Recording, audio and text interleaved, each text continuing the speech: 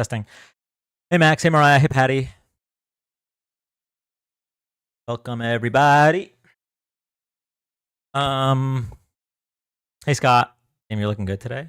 Really? Thank you. Yeah, you guys can see the hole in my shirt. Probably good for engagement. Okay.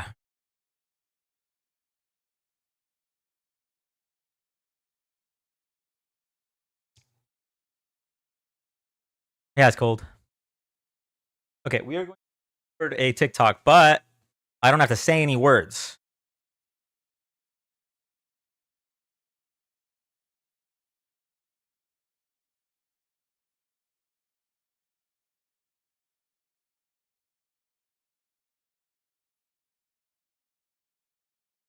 Hey, Arflu.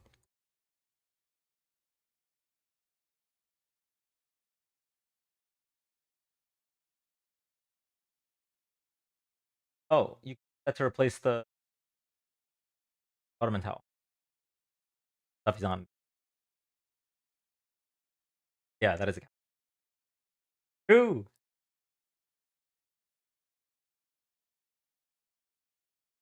I'm about to record a TikTok, okay? Oh, okay.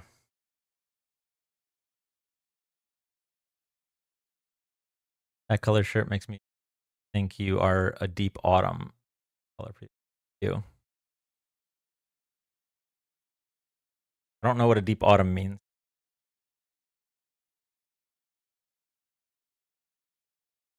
Okay, here we go.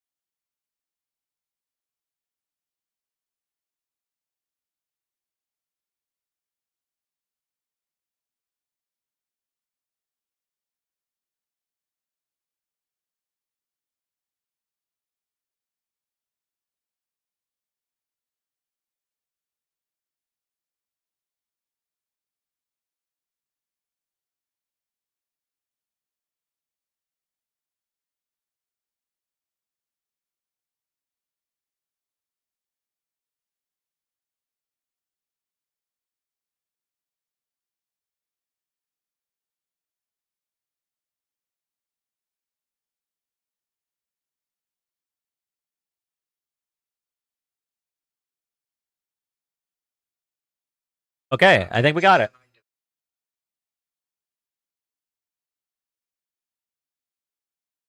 I just got to put some subtitles on it. Color analysis. Everyone theoretically has their best color palette and makes. Hey Dan, haven't watched in a while. Hey, welcome back. We're gonna be starting very shortly. I'm just gonna.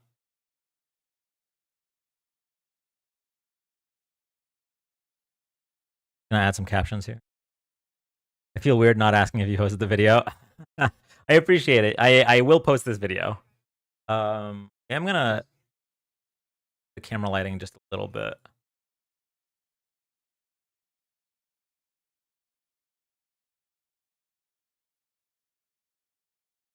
Hold for glitch that loses the video. Well, I don't have to do any editing, and that glitch only happens when I edit the video, so we should be good.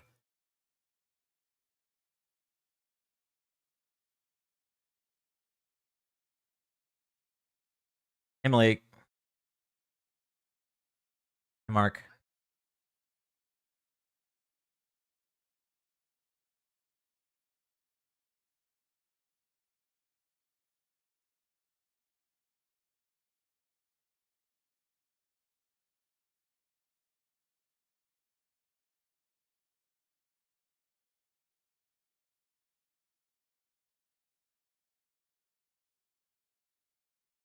Since the last time I watched, my views have changed and not to the right, further to the left. I liked Harris, kinda, so I was never on the right. But I want to be in politics, like run for office. Oh, that's awesome. What, so which views have changed?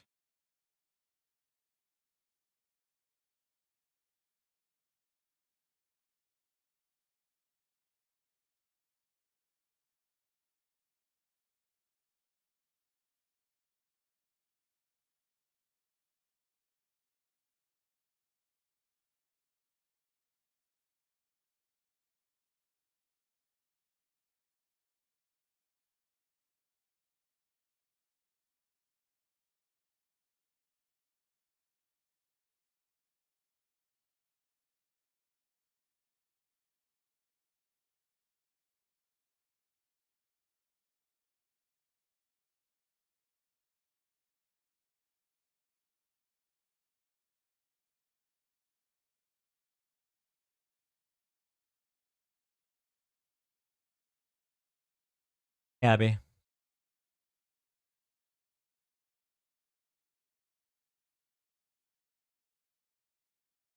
Direct quote from Donald Trump. Nobody knows more about environmental impact statements than me.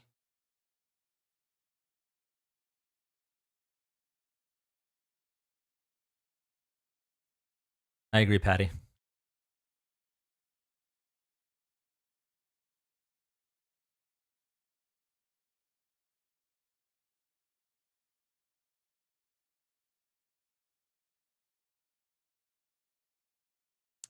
Quite a bit. I'm a socialist now. Laugh my ass off. I don't remember what I was. I don't remember what, but I wasn't a socialist then, but I am now. So basic answer, but on capitalism, I guess. So like when you say socialist, do you mean like Bernie, like Mamdani, like AOC, or do you mean like completely append the system socialist? Yeah, he's right. Who would know more about environmental impacts than a billionaire politician?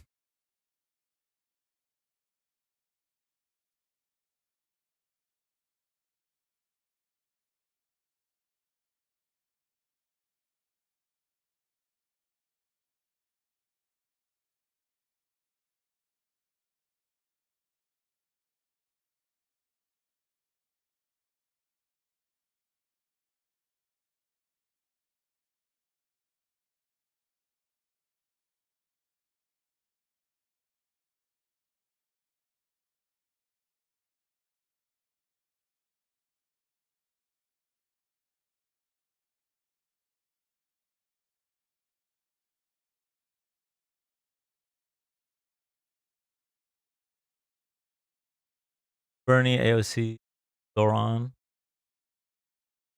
Yeah, I I mean, I agree with them pretty much on everything for the most part. I don't know. I think Bernie like shot himself in the foot calling himself a democratic socialist, and I feel like the label socialist is just so toxic. That's just my opinion. But yeah, I haven't looked into you're the second person to mention Omar to me. I haven't looked into what are they running for?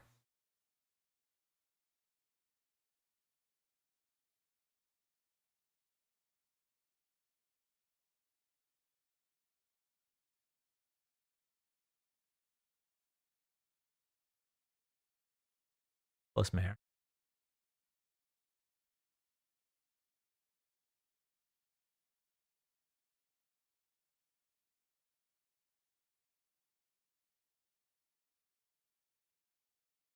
All right, TikTok's done. I think. I just realized I should move the captions up.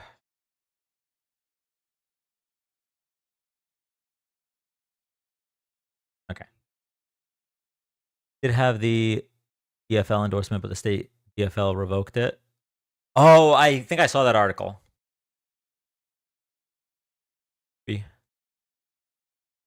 I saw that article, but I didn't read it. We'll look into that tonight.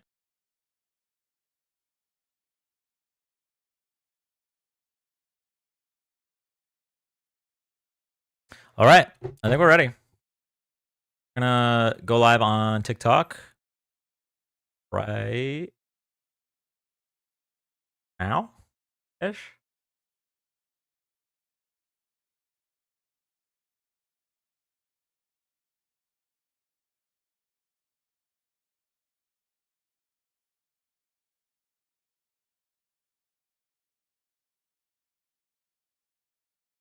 Probably move that over. I might be late because I haven't been on stream lately, but your YouTube avatar is so cool. That my girlfriend actually, I mean, I don't think she drew it. I think she like plugged a bunch of different prompts and shit into ChatGPT. But yeah, it was Mac. Should we consider against Italians? I don't think so. Unless it starts being used against Italians frequently.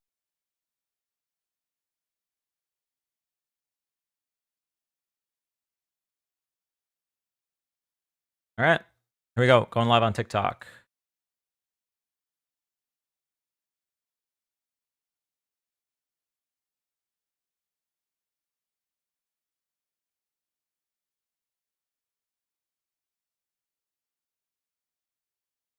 Sorry, 3 hours of sleep makes me ask strange things.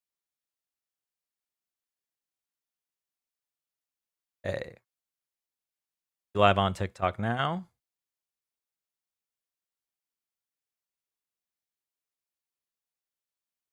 Welcome in, everybody. Welcome in.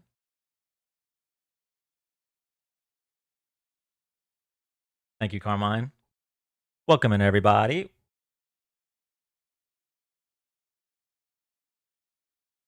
Hey, Millie. Hey, Abby.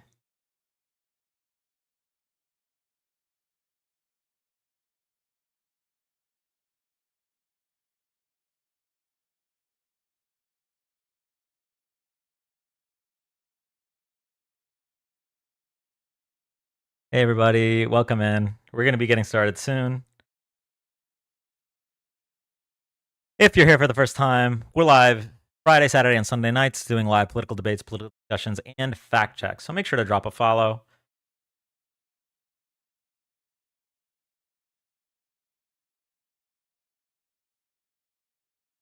AV. Did I miss the pre-show? It wasn't very long, Neely. I recorded a TikTok, but I didn't have to talk in the TikTok, so I didn't have to keep re-recording it. Neely, it was the TikTok that you sent me. Not the one you sent me today, but like a week ago, with when Trump said nobody knows more about taxes than I do. Nobody knows more about environmental impact statements than I do. I just recorded myself reacting to what he was saying. Welcome in, everybody. Hey, Kylie. Moxie says hi. Max says hi back. Max says hi to Neely too. We should have manifested harder. Yeah, unfortunately, it didn't happen. I was thinking about doing a live tonight until I saw that he was seen golfing. I was thinking about doing a live that says with the caption "Live until it happens," and that'd be cool for two reasons. One, because like we'd all be collectively manifesting something, but also two, because you know that you're gonna get like maggots coming up saying, "Why do Democrats wish for death on the president?" And I'd be like, "Wait, when did I say that?" All I said was we're live until it happens. This is like, I don't know. I've been thinking about just doing a live or a series of lives where we just gaslight MAGA. Damn, are we all grieving his well-being? That would be amazing. Yeah, I think they deserve to have a taste of their own medicine.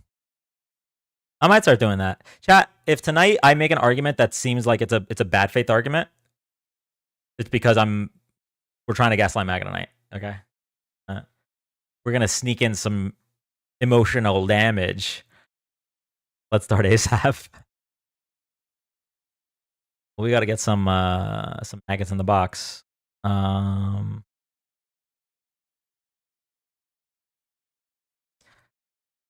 they're still talking about Biden, so what? I'm gonna tell them. Maybe I'll start saying that like Biden was a really bad president, but fortunately Kamala was the nominee, so that they can't do but bad. And even though I don't think Biden was a bad president. All right, here we go. Hi, welcome up. What up, man? Can you hear me? I can hear you. I just wanted to say that I used to be a very conservative person, but now that I've seen how AIPAC controls the entire Republican Party to do Israel's bidding, I've came on your lives before as a conservative, and I used to debate with you, and pretty much, how do I word it? I don't know. I'd come up here as a conservative and debate with you, but now I see that Israel pretty much controls our government now, and we're probably about to go to war in the Middle East for them, in my opinion, to create greater Israel. We're controlled by the synagogue of Satan. Sorry.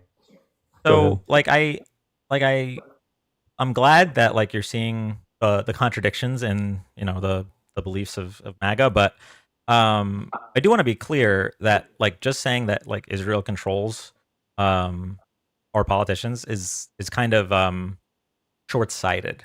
The reality is AIPAC is not only is it an American lobby, but it's not even the biggest lobby for Israel in the United States. The biggest lobby for Israel is Christians United for Israel, CUFI. There are more. I've heard of that. I'm sorry. Sorry, I was just saying I've heard of that. I didn't know that was a bigger thing, but I've definitely heard of them. So there are more American Christian Zionists than there are people living in Israel. So I don't think it's as much Israel is controlling our politicians as it is the wealthy are controlling Israel, which is controlling our politicians, if that makes sense. We only ever talk about Israel and the United States' support for Israel being a bad thing, but we don't talk about all of these other countries like United Arab Emirates and like Saudi Arabia, who also have human rights violations under their belt. The UAE is currently funding a genocide in Sudan. We don't talk about that. No, I agree with you on that. Yeah. So yeah, basically what I'm saying is like I don't disagree with you. I don't think our politicians should be backed by these large interests that not benefit regular American people. But to just blame Israel, I think is super short-sighted. That's all I'll say. Well, I'm sorry. I should have clarified that. I don't think that they're 100% all of the problems, but I definitely see, like, I know you've heard of him, Charlie Kirk. I used to be a huge fan of that man. Like, I used to watch all of his debates with the college kids and everything. Yeah. And then I started looking into him more, and he's literally gets money from AIPAC and other certain people. It just honestly, Koch brothers. Yeah, it's just blown my mind. But I also have to say, I do think it's also on the Democratic side. I think now, as the American public, we don't really have a choice in who becomes president, if that makes sense. I think there's a higher power controlling the U.S. at this point. So again, this is one of those like I kind of agree, but kind of don't. Really quick, Cincy Daddy, could you just stop spamming? If you'd like, request up, but if you spam, my mods are gonna mute you. Okay. Sorry about that, Ryan. So, you're good. The reality. So, in regards to it's on the Democratic side too. I do agree, but to a lesser extent, obviously. I believe it was 27 Democratic senators out of what do we have, like 47. We have 47 Democratic senators. 27 of them voted to cut funding of weapons to Israel, whereas every Republican voted against that. I have a question on that. I'm sorry, I don't mean to interrupt you. I just have a question on that. Is that just the weapons that we send them, or is that also the money, the 3.8? I believe that would be just the weapons that are currently being used in warfare with. Right. Gaza, or not with Gaza, against Gaza. In terms of like the aid or whatever, I'm not sure on that, and we can go into that separately. But either way, while it is a problem on both sides, there is one side that is constantly pushing back against this. So we have, aside from those 27 out of 47 senators, we also have Democrats are always the ones putting forth bills that would lessen the amount of influence that money has in our politicians. So, for example, in 2021, Democrats put forward a bill called the For the People Act. It was HR 1. If you want to look it up, HR 1 in 2021. It was for the For the People Act, and it would have ended partisan gerrymandering, which obviously is a big topic right now. But also, it would have made it so that no entity, like a super PAC, can support a candidate without disclosing where their funds are coming from. Ever since Citizens United, they don't have to disclose where their funds are coming from. So this would be a huge help for transparency for people that are worried that there are foreign interests influencing our elections. Democrats proposed that. Republicans didn't even allow it to hit the floor. So this is like a situation where we have one party that is having growing pains, whereas the other party is actively doing the opposite of what's in the best interest of the United States. So I just want to get a clear understanding on your thought process of it. Do you believe that there's potentially foul play in like elections and just who becomes the president in general? Oh, yeah. Thank you for reminding me. I did want to address that point. So you said you think that like there is a higher power controlling it all, and like that idea, I think is like kind of correct, but it's not a secret higher power. It's not like the Illuminati or whatever. It's just like the wealthy, and they're doing it openly. Like it's not a secret. When we see But Elon who Musk is spend, the wealthy? wait, say that again? Who is the wealthy? Okay, so there's the problem. That's where when you start getting into the Jewish conspiracy stuff. You already knew it. Yeah, well, yeah. I mean, I'm learning the dog whistle so that I can deal with Nazis on this platform. But the reality is, Elon You're not Musk. calling me a Nazi, are you? It kind of depends on the rest of this conversation, I suppose. Because if you're implying that Jews are controlling everything, then I would say you're a Nazi. But if you're saying that the wealthy are controlling everything, then you're not a Nazi. So anyway, back to what I was saying. So Elon Musk spent $44 billion buying Twitter and turning it into propaganda machine to influence the election and elect Donald Trump. Now, the legality of all the things that Elon did is in question. There's a lot of people on my side of the aisle that would say that Elon definitely broke the law and he rigged the machines or whatever. I wouldn't go that far. I think he certainly pushed the lines of the law when he was paying people $1 million to vote. Pretty sure that breaks the law. But in terms of like all the misinformation on X, while I can say that influenced the election, I don't think the election was stolen in that regard. But either way, Elon Musk, not a Jewish person, and there's plenty of other influences. The NRA influences half the politicians in this country. No connection to Israel. No connection to, more importantly, no connection to Jewish people. So basically, what I'm trying to say, there is no secret people behind this. There's no Rothschilds behind the scenes pulling the strings. They're doing it in the open. We just aren't. We're supposed to. The problem is, I will let you. Let me just finish the thought. The problem is that it should be. We should all be. Yeah, Peter Thiel, Curtis Yarvin. Thank you. We should all be worried about the fight between the top and the bottom, but we're getting distracted with the left and the right because the right really likes voting for the top. That's kind of the issue. Like we shouldn't. If I agree, that's why there's two parties. If the parties, if the people in the parties were united on what's best for the bottom 90% of the country rather than focusing on what's best for the top 1%, then we would have a fundamentally different United States. The problem is that the right gets so distracted. Like if you could poll Republican voters about how they feel about taxing the wealthy or how they feel about certain people being able to own certain stocks, et cetera, and a lot of them will agree with Democrats. The problem is that all of a sudden there's 5 trans swimmers in the NCAA and they're willing to vote away all their rights. The problem is that there's an excess amount of migration due to the after effects of the pandemic, and they're willing to vote away their rights. The right just keeps getting distracted by their racism, their misogyny, their et cetera, and so they're willing to vote for those corporate overlords. They're willing to vote for the people pulling the strings. So, and again, when I say the people pulling the strings, I'm not talking about Jewish people. I'm talking about wealthy people. That just so happened to be Jewish. No, I'm Yeah. just kidding. I'm just kidding. It was a joke. It was a joke to be funny. I've been reading the comments. They're calling me a nut. It was a joke to Okay. be funny. So I have a quick comment. Okay.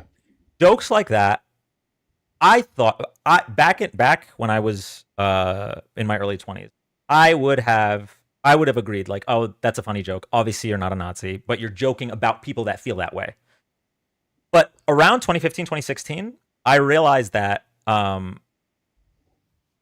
making jokes like that in public, a lot of people don't realize it's a joke. And I know this because there were a ton of young men that I thought were memeing about supporting Donald Trump. Like he was a joke in 2016. Radicalization through irony. Thank you. I didn't know there was a phrase for it, but yeah. I like the whole subreddit God Emperor Trump, I thought was a whole joke.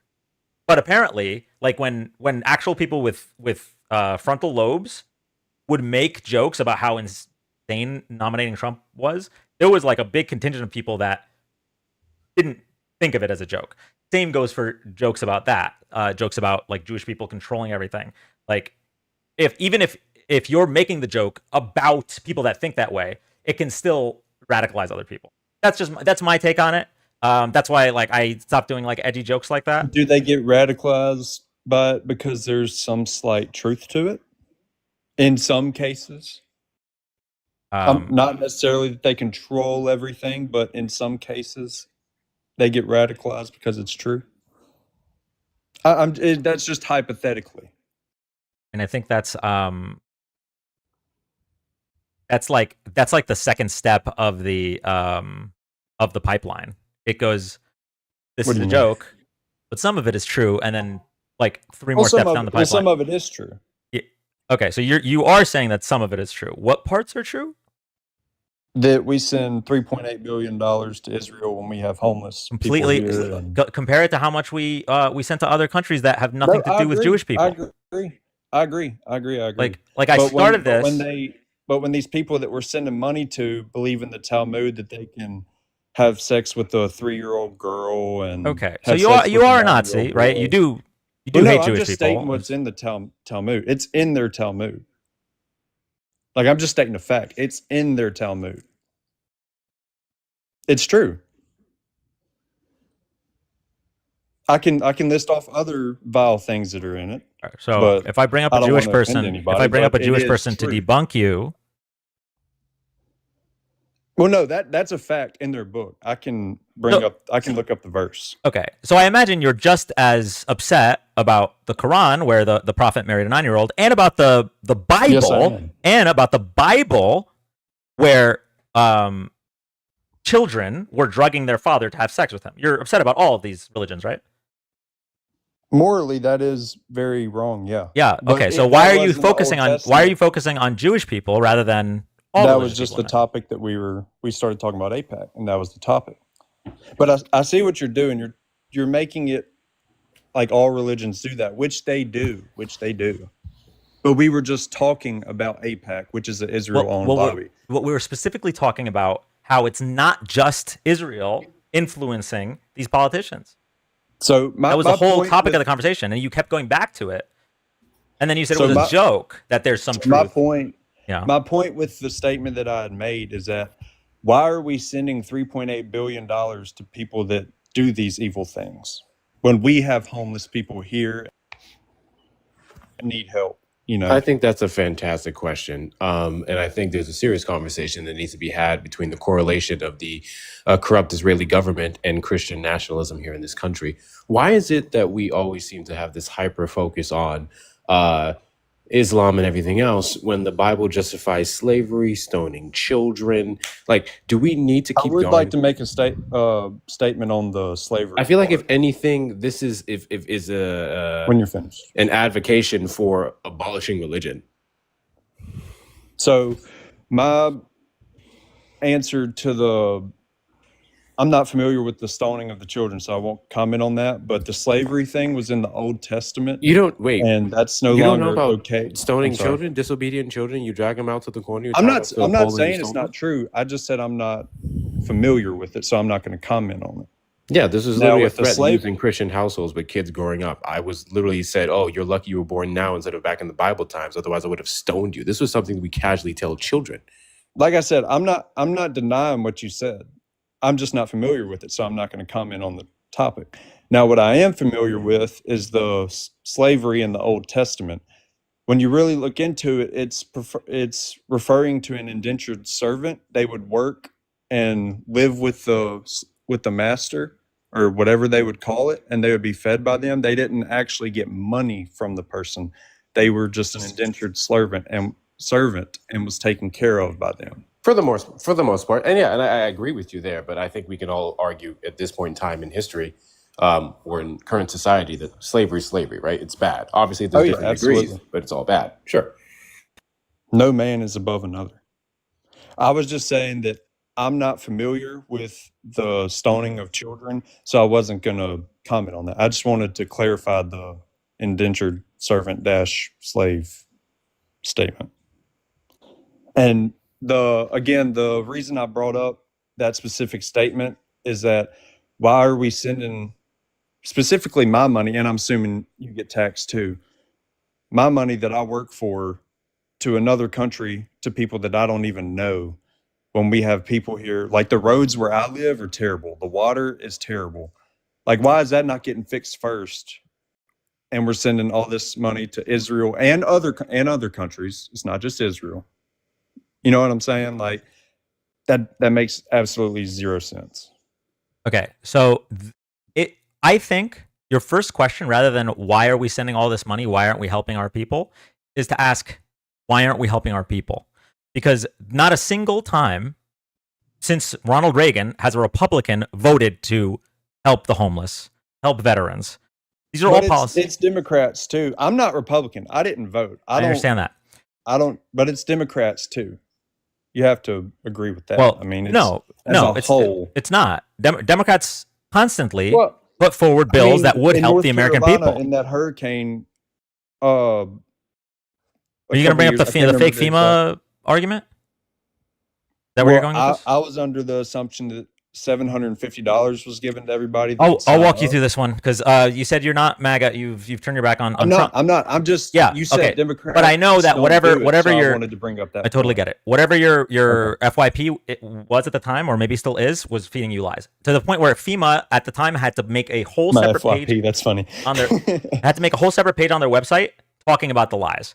So the $750 was the maximum amount for immediate relief. We're talking for food, for baby formula, that type of thing. The $750, by the way, was upped from $500 under Trump's first administration. Now, Didn't after you have that, to pay it back too? I don't mean to interrupt you, but no, that was another lie. And in fact, that lie was so pervasive. That lie alone probably led to people dying after the event. The demonization of FEMA and the lie that they'd have to pay it back led to Republican voters not accepting FEMA aid. It's truly despicable what grifters on social media were willing to do to push a negative narrative of Kamala and Biden when we had you did not have to pay the $750 back. Complete lie. I agree. It is bickering back and forth constantly. I don't know why you're saying back and forth. It's. I'm literally talking about the crimes of people on the right.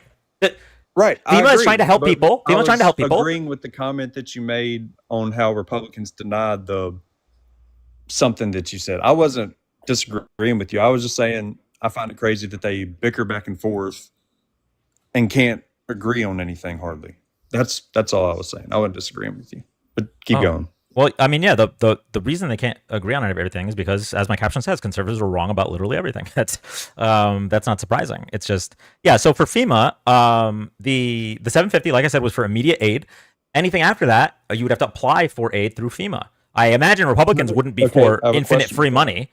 So how do they apply after a hurricane knocking out internet? There were FEMA people on the ground to apply with. But honestly, I'm gonna give you. It's interesting. You say that you're not a conservative, but you're giving all promise you're I'm giving all not. the famous talking points. You're giving all the famous I talking was a points. conservative my whole life. You're giving all the but famous here talking points. recently I've noticed, like I said. Perfect. I want you to give me the alternative. Do you think that if you were hit by a hurricane, you just get a blank check from the government? What's the alternative? Walk me through it. Well, no, I'm not sure. What are you asking? So you gave the talking point, and I've heard that. I think it probably came from Charlie Kirk originally, because I've definitely heard this from my guests back when it was new. That, well, if you have no internet and you have no power, how are you going to apply for more aid after the 750?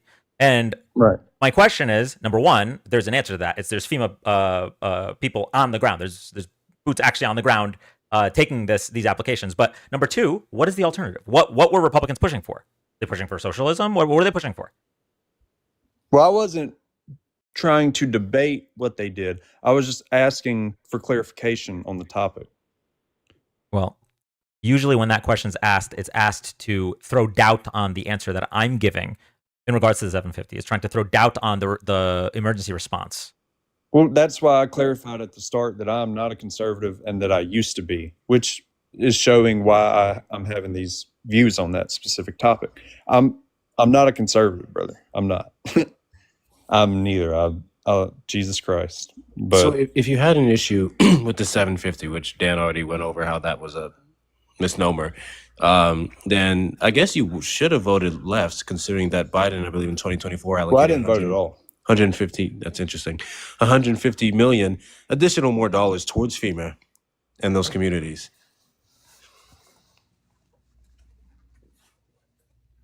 What's your point? I'm sorry. That's not a route. I don't mean to be my rude, point is like, one of the points of contention that you brought up kind of backfires, because it technically should be one of the reasons why, if you have an issue with only 750 initially, why you should have voted left, why you should have voted for Kamala Harris. I'll also add on, I find it interesting when non-voters come up on Political Lives and talk all this stuff. So I expect to see you in the boots in the midterms. Well, I won't be. I'm done with politics. I personally believe didn't even there's start, a higher bro. power like me and the guy we're talking about. You didn't even start, Yeah. bro. I'm sorry. You didn't even start. How you going to be done with something you never participated in? Literally. No, I did in 2020, but not And this. You most voted for previous Trump in 2020? election. I did. Like I said, I was a conservative then. Okay. So, and he lost. And then we had a chance to fix that again, or make sure that kept going this time. And you didn't think that was a good idea to stop him? Well, in my personal belief, I've noticed that there's a certain people that is controlling America, Okay. and it really doesn't matter what. I think. See, the fact that you already are stopping me shows that you know what I'm talking about. You just don't want it to be said. We do on this almost the on a live. daily basis. I have a question for you. Let's say you're right. Let's say this special, and forgive me, guys, I'm not trying to be anti-Semitic. The special small hat Illuminati is out here controlling every single thing, right? What does it have to do with a vote for a candidate who's going to go up to Congress and vote for school lunches for kids, Well, vote the for vote doesn't expanding matter because they healthcare, already vote have for it border planned out security who's and gonna everything be in else? No, office. let's say That's you're what I'm correct, saying. and they control every single thing. We still have lower things we can do for ourselves, domestic and foreign, to help Americans. Well, So if you said there's if I was absolutely nothing correct, we can so do if I about am this correct, alleged then establishment that the you're vote talking doesn't about, matter in the first why place. wouldn't you then get involved in the lower things that would directly impact you and your wallet? Again, you said if I am right, then my vote wouldn't matter in the first place because they already know no, who's he going to said. be That's put not in what I said. office. You said if I'm right in my ideology, and then asked the question. It's not a dog whistle. It's a blowhorn. We know. So in my ideology, if I'm right, why would I vote in the first place if my vote doesn't even matter? And He they I already mean, I know just what find they're it going crazy how to do. you casually ignored everything else I said after that. Listen. What does it even matter if I vote on something? If you're good okay, for the country I'll try to rephrase what if Hector it said. doesn't even matter. I personally think Hector said it eloquently, but I'll try to rephrase it. No, I understand what If you your said, but I vote, don't you think vote, you're right? understanding Let's say what you're I'm right. saying. Let's say you're right, and that certain Right. topic is going to be unchanged with both parties. But there's one party that Right. wants to help the homeless, one party that wants to help veterans, one party that wants to help children. Why wouldn't you just Right. vote for those policies? Well, that's what I was saying. If I am right, like you both said in this hypothetical situation, if I am right in my in my point of view, my vote doesn't matter in the first place. Whatever laws they want It to pass already is going to get passed regardless. No, you're wrong. Of It already votes. mattered in the one election you voted in 2020, right? The people that voted against I you. can see that we're just going to have to agree to No, disagree. I'll on give you an this. example. You can't disagree with Because- this reality. If the people that voted against you, the people that voted for Joe Biden, were the reason that the Right. PACT Act was passed, which is greatly aided veterans in this country, and that would not have passed if Donald Trump had won. Right there. It's if you Well, care that's about. just one specific thing when there's possibly however many other laws that could have been passed by both sides that Well, didn't get passed. No, the other side does not pass anything except tax cuts. We saw it in Trump's first term, and we're seeing it now. In Trump's first term, he promised a bipartisan infrastructure bill. Nothing. He promised a repeal and replace Obamacare. Not only did he try to repeal it with no replacement, but it's been 9 years, and he said concepts of a plan. We saw this. You had the evidence. It's like, okay, that party passes nothing. This party passes things that help veterans, that increase access to healthcare. And for some reason, you said these parties are the same because they're both controlled by some people. They are. They're two wings to the same. But you heard everything I just said, right? Something, nothing. I And you're heard saying you, something yeah. and nothing are the same. Well, it's not technically nothing because as a conservative, there was a bunch of, or as a past conservative, sorry, there used to be a lot of stuff that, okay, actually, this term now with Trump, I've noticed he has promised a bunch of things and not happened, but in the past, I mean, he has passed some stuff that has been good. Like what? But, I'm sorry. Like what? Well, I mean, I guess you got me off at the. Did at you this did you point. stop being a Charlie Kirk fan to become a Nick Fuentes fan? Is that what happened? Who's Nick Fuentes? No one. But yeah, I don't like Charlie Kirk anymore. He's owned by AIPAC. But to answer that question earlier, he asked hypothetically if I was right, why would I not vote and put boots on the ground to help people? Well, if I am right in my personal belief, my vote doesn't matter in the first place. So what's the point in even? Well, How hold on. does it- Don't cut me off again, please. This is the third time I'm trying to explain to myself. Please don't. Go ahead, explain it. If I believe that my vote does not matter, what's the point in voting? I believe that the government is going to pass whatever they want, regardless of votes. Put in whoever they want, regardless. That's And just my why personal bother belief. gerrymandering? And that's what I was saying. That's what I was saying. Uh-huh. We should just agree to disagree on that. Why do they topic. bother? Well, I mean, agree to disagree. You're living in a different reality. Like, Well, billions of dollars are spent. believe that's Billions of dollars are spent perspective. trying to influence who votes and who doesn't vote. You know That's this, right? literally what I was just about to say, Dan. I want you to think about something. for a Exactly. second, Ryan. Exactly. Ryan, No, that's proving my Ryan, point. That's proving my Ryan, point. Ryan. I want you to That's think about proving my something for point, a brother. second. How is it Let so me rigged? respond to what he just said. Well, Let give me a respond second. to what he just If said. it's so rigged, why do Republicans waste, because if it was rigged, waste billions of dollars ensuring that not only certain people have the access to vote, but that Democrats certain do that people- too, brother. Like I said, it's No, both well, sides.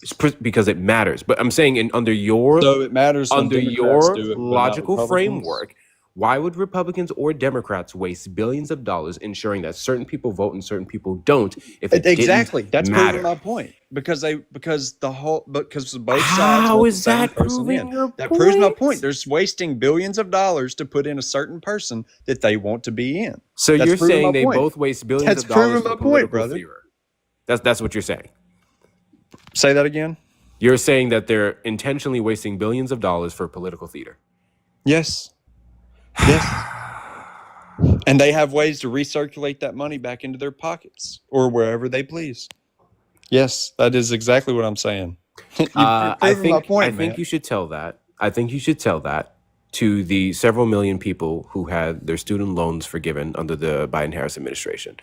I think you should tell that to the several million I people wish who had mine was. expansion of healthcare access because of the Obama administration. Let's go back to Biden-Harris. I think you should tell that to everyone who, via Biden's executive order, which Donald Trump rescinded, no longer would medical credit card debt impact your credit score.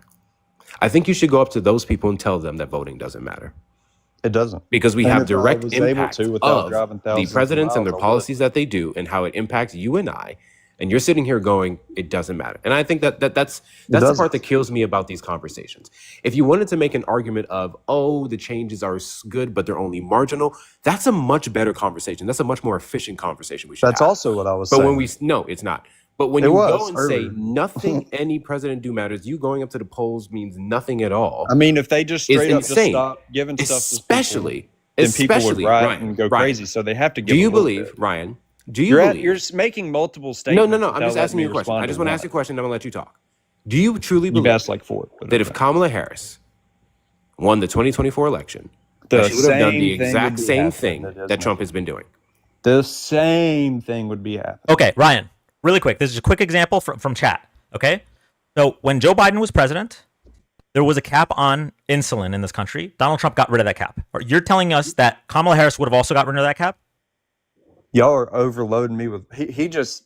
This is a super easy question. Super easy And question. you answered Brother, mine, hold to on. be fair. Hector just So asked me like. You 8 you answered this different question. This is a questions and follow up to that answer. You said it Literally. would be exactly the same. So I'm giving you a would. specific. It would. So Kamala Harris would have said, "I'm getting rid of the insulin cap that I worked with Joe Biden to pass." You're. Copy. Okay, got it. I You're one don't of believe those. in aliens, brother. Don't do that. What? I don't believe in aliens, brother. Don't do that. No, we but- live under a but you- firmament. God but you created. believe There's that- you believe aliens. that- we're the highest being that's ever been made. There's no aliens. I don't You think can that take helped the your. foil off of your head, All right, man. Well, I hope you stop being Nazi one day. I'm gonna go to the next guest. brother. Don't. I'm sorry, Hector. I mean, you listen. You said everything in a very coherent point A to point B manner, and he just either is intentionally being obtuse or just doesn't want to get it. So yeah, I'm sorry. Sitting here and acting as if Kamala Harris would have weaponized ICE in the exact same fashion, you're just being disingenuous. And I don't have. Hi, Mac. Sorry. But Yeah, yeah, like it's just excuses for your inaction, and that's what I'm starting to realize. There's a lot of you non-voters who you try to tell us that it's because you truly and deeply believe that it doesn't matter, which is where I actually like those conversations because I like to talk to people who think it doesn't matter and directly correlate how it does to their vote.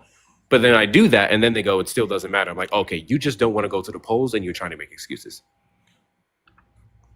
Ryan, I get that you want to keep saying that in chat. You did respond. You were just like wrong. Like He literally responded to me. Like what? Hector said, "Do you really think that everything would be the same if Kamala was the president?" And you said yes. That's it. Like you're living on a different planet, and there's nothing more we could do. I'd rather have a conversation with somebody with like functioning brain cells. Actually, oh man, I keep catching myself. It's not that. It's not that. It's not that. It's not that he's dumb. It's just he needs his narrative to be that way because otherwise his anti-Semitic beliefs don't pan out. He needs both parties to be controlled by Israel. Otherwise, he can't spread the rhetoric. It's not that they're dumb. I can't let them get away with being dumb. August of 2025. That's not the case. Sorry. Whew, okay. What's up, Hector? How are you? I'm doing well. I'm exhausted, but I'm doing good. How are you? I was doing better before that guest. And now a notice from Izzy. I would just like to point out, also, hi Dan, hope Izzy. you're doing well. I would just like to point out that if Kamala would have been elected last year, then the two veterans, Jay and I believe Ryan, who got arrested over the last week in DC at the sit-in that the veterans are doing out there, they would not have been arrested. The police would not have been emboldened to do what they did, with the National Guard MPs helping them with that. And Ryan, right now, I still haven't heard any updates about him. Last I'd heard is that he is still sitting in a cell. They're not giving him access to his attorney, or his attorney access to him, and they're holding him without cause. Same with people in Alcatraz in Florida. Mind you, Ryan is a disabled veteran. Who did nothing. They tried to show them video footage of him literally minding his business, and they refused to watch it just because they wanted to detain him. I watched this live. Yeah, there's I mean that's one of many examples of things that would not be happening under a Harris administration.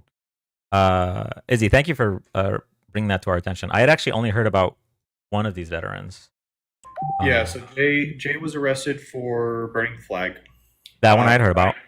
Ryan happened yesterday. I was up on Laney's panel when it happened. Oh, okay. I did see Laney's TikTok about it. Okay. Yeah.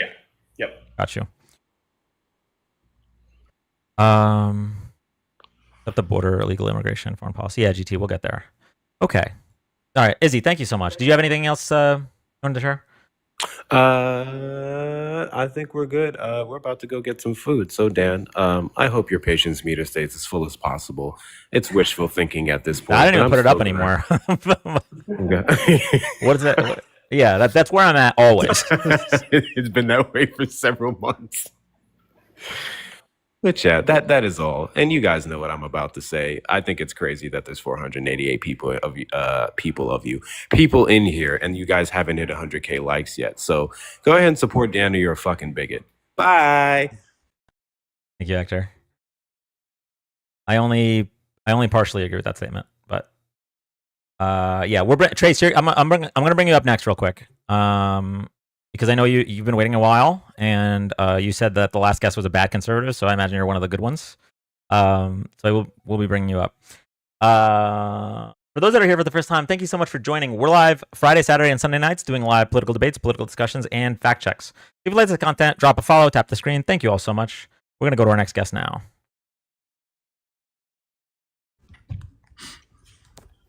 Hi, What's up?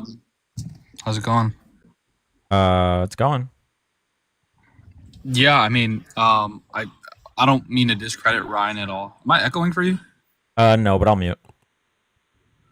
Okay, yeah, I mean, I don't mean to discredit Ryan at all. I just don't think, I think he's disillusioned with the political system, and I think that's fair, right, to think that both sides are the same.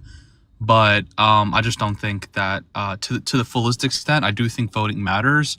I do think conservatism, like at least classical conservatism, is better than anything. And if you were to support your politicians politically at the state and local level, it matters a whole lot more than the presidential level, because I think at that point people really don't matter unless you live in like a state that matters. It really doesn't matter to vote.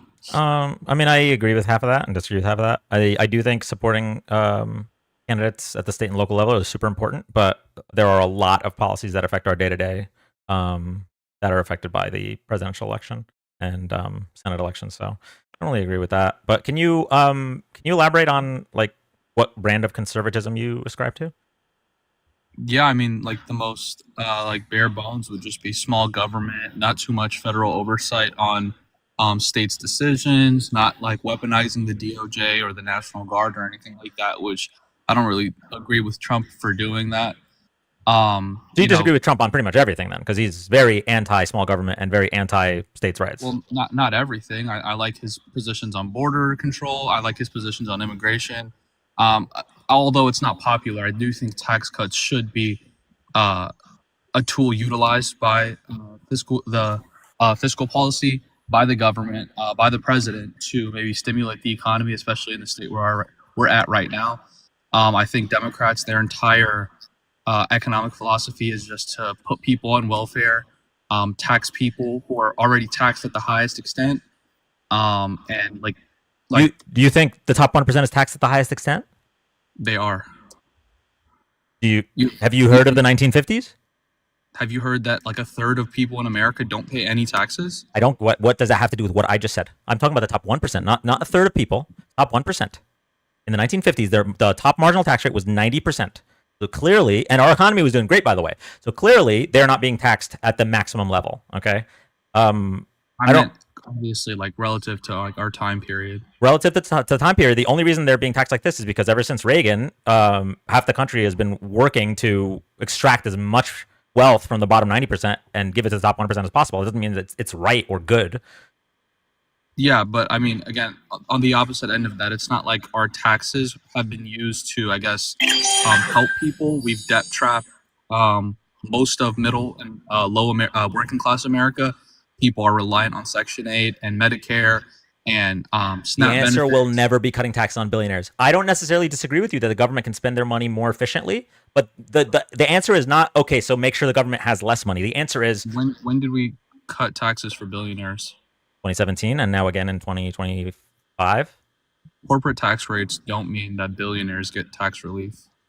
Okay, so first of all, the people that are benefited by corporate tax rate cuts do end up being the top 1%. But I'm not even talking about corporate tax rates. I'm talking about the individual tax cuts. The top 1% not only get tax cuts in regards to their income, but in regards to different provisions in these bills. So, for example, when they raised the estate tax limit from first, it was from 5 to 10 million, and now they just raised it again in the last bill. That's billions of dollars that will never be paid by the top 1%. Yeah, I mean, sure, but when I'm talking about like the highest earners in America, I'm not talking about like Bill Gates and like Elon Musk. I'm talking about the doctors and engineers and lawyers and small business owners, which again, small businesses make up. But those like people aren't 45 those people aren't in the top 1%. Small businesses do not pay But corporate they taxes. are the ones who get affected. Small by, businesses like, do these not pay corporate unnecessary- taxes. They pay pass through. They- Small businesses pay pass through their individual Even tax though- rate. LLCs pay pass through. You know, small businesses can also be corporations, right? They could. Most of them are not. Most of them are. 45% of small businesses are corporations. Or like out of the 100% of businesses in the United States, 45% of them are small businesses. So they either through pass through or corporate tax, they are affected by like unnecessary taxation by the federal government. Okay. So you're trying to tell me that 45% of small businesses pay corporate tax rates? I mean, I don't know within that percentage how much of them pay corporate tax rate, but I'm sure a lot of them do, considering that like small businesses qualifications would mean like less than 500 employees. So I'm sure like people with like 200 to like 500 employees aren't just filed as like LLCs where they contract their employees. So you know how you're saying I'm sure? Is it possible that you're just going based off of your vibes, and in reality, like 90+% of small businesses don't pay corporate tax rates, and you're simping for just the wealthiest of the wealthy for no reason, like just for the love of the game? I mean, even if like to for the inverse, I think corporate tax rates being unnecessarily high aren't better off for like consumers anyway. Oh, okay. Or workers. Do you have any evidence of that? Because when corporate tax rates were at 35% under Obama and Donald Trump cut them to 21%, I don't recall there being this massive spread of wealth to the regular Americans. I don't recall corporations that's cutting because their of, like, prices, stock right? buybacks. I mean, that's because of like stock buybacks. So we didn't really see like new jobs being added because like the tax relief was just put back I'm into the so glad company. you mentioned that. Yeah. So Wait, since- if that's your contention, why did Obama like extend Bush's initial tax cuts from 2001? If this is something that Democrats really care about, which tax cuts are you referring to? the 2001 tax cuts that Bush initially had. Bush, Yeah, you can look it Obama up. extend Bush tax cuts. I'm gonna take a look at it. But if that's the case, then I mean, I could just disagree with Obama, right? It's Well, yeah, I mean, like, although some of the things that Biden did, I agree with. He's guilty of the same things where you have unnecessary government spending, and again, that like dilutes consumer spending power. okay. Here we go. The Bush tax cuts had sunset provisions that made them expire at the end of 2010, since otherwise they would fall under the Byrd Rule. The Byrd Rule, for those that don't know, was adopted in 1985 and amended in 1990. The Byrd Rule defines a provision to be extraneous and therefore ineligible for reconciliation in 6 cases. Okay, so the Byrd Rule is what they follow when they do budget reconciliation, which is how they're able to pass tax law with only 51 votes instead of 60 votes. The Byrd Rule has these 6 stipulations. We can go into that later. But anyway, so tax cuts had sunset provisions that end in 2010. Whether to renew the lowered rates and how became the subject of extended political debate, which was resolved during the presidency of Barack Obama by a 2-year extension that was part of a larger tax and economic package, the Tax Relief, Unemployment Insurance Reauthorization, and Job Creation Act of 2010. In 2012, during the fiscal cliff, Obama overcame the sunset provisions and made the tax cuts permanent for single people earning less than $400,000 per year and couples making less than $450,000 per year, but did not stop the sunset provisions for applying to higher income. So you're wrong. He didn't extend the tax cuts for the top 1%. He extended tax cuts for people. In fact, he did the best thing. I'm so glad you gave us another Obama W. He extended tax cuts for people that needed it, but didn't extend it for people that didn't need it. W-based Obama. Can we get some W's for Obama in chat? He increased the marginal tax rate for the highest income earners, but he extended the corporate tax cuts. Again, I don't think people like doctors, lawyers, and engineers should be taxed at 40%. I think that's completely unnecessary. Wait. Okay. So right now, what you're doing is you're upset that which doctors are make. Are you saying that do doctors make over $400,000 a year? I'm not sure. You can actually answer that for me. I don't A know. lot of them probably do. Okay. Yeah, like if a doctor makes over $400,000 a year, I think they could pay more in tax. I'm sorry. Like it's just you're Sure, I you're mean, doing fine. if the taxes were going like if they were like I mean you already agreed earlier that you think there's a lot of waste, fraud, and abuse within the like That is irrelevant. So whether first of all, I never said waste, fraud, and abuse. I said they were being spent inefficiently. I hate the phrase waste, fraud, and abuse because usually what it just means is waste, something that I disagree with it being spent on, and then abuse. I don't know what I that means. And then disagree with fraud. There's never any fraud. They never find any fraud. Doge spent months trying to find fraud, not a single thing. But anyway, there's fraud. The Pentagon has, or whatever they call it now, never pass has never pass an audit. I know the talking point. Okay, so even if tax dollars are being spent inefficiently, I don't know if you know this, that does not mean that, okay, so rich people should pay less in taxes. That means that we should spend tax dollars more efficiently. Not, it doesn't change the fact that if you make $500,000 a year, you can afford to pay more in tax. I literally do not care about your bank account. If you make $500,000 a year, you're doing just fine. Okay, I mean you understand the logic behind like supply side tax cuts though, right? I understand the logic. It's failed for 40 years. We've seen it. There's no evidence that supply side economics is true, and that trickle down economics works. You know that, right? I mean, there is evidence, right? It's just the fact when you allow companies to consolidate the Wait, tax relief. Can you show me the evidence that trickle down economics works? I mean, no, because when Reagan initially, like he had economists that agreed with supply side tax cuts. Okay, so now we've had 40 years of data. Can you show me any economist now that agrees with it?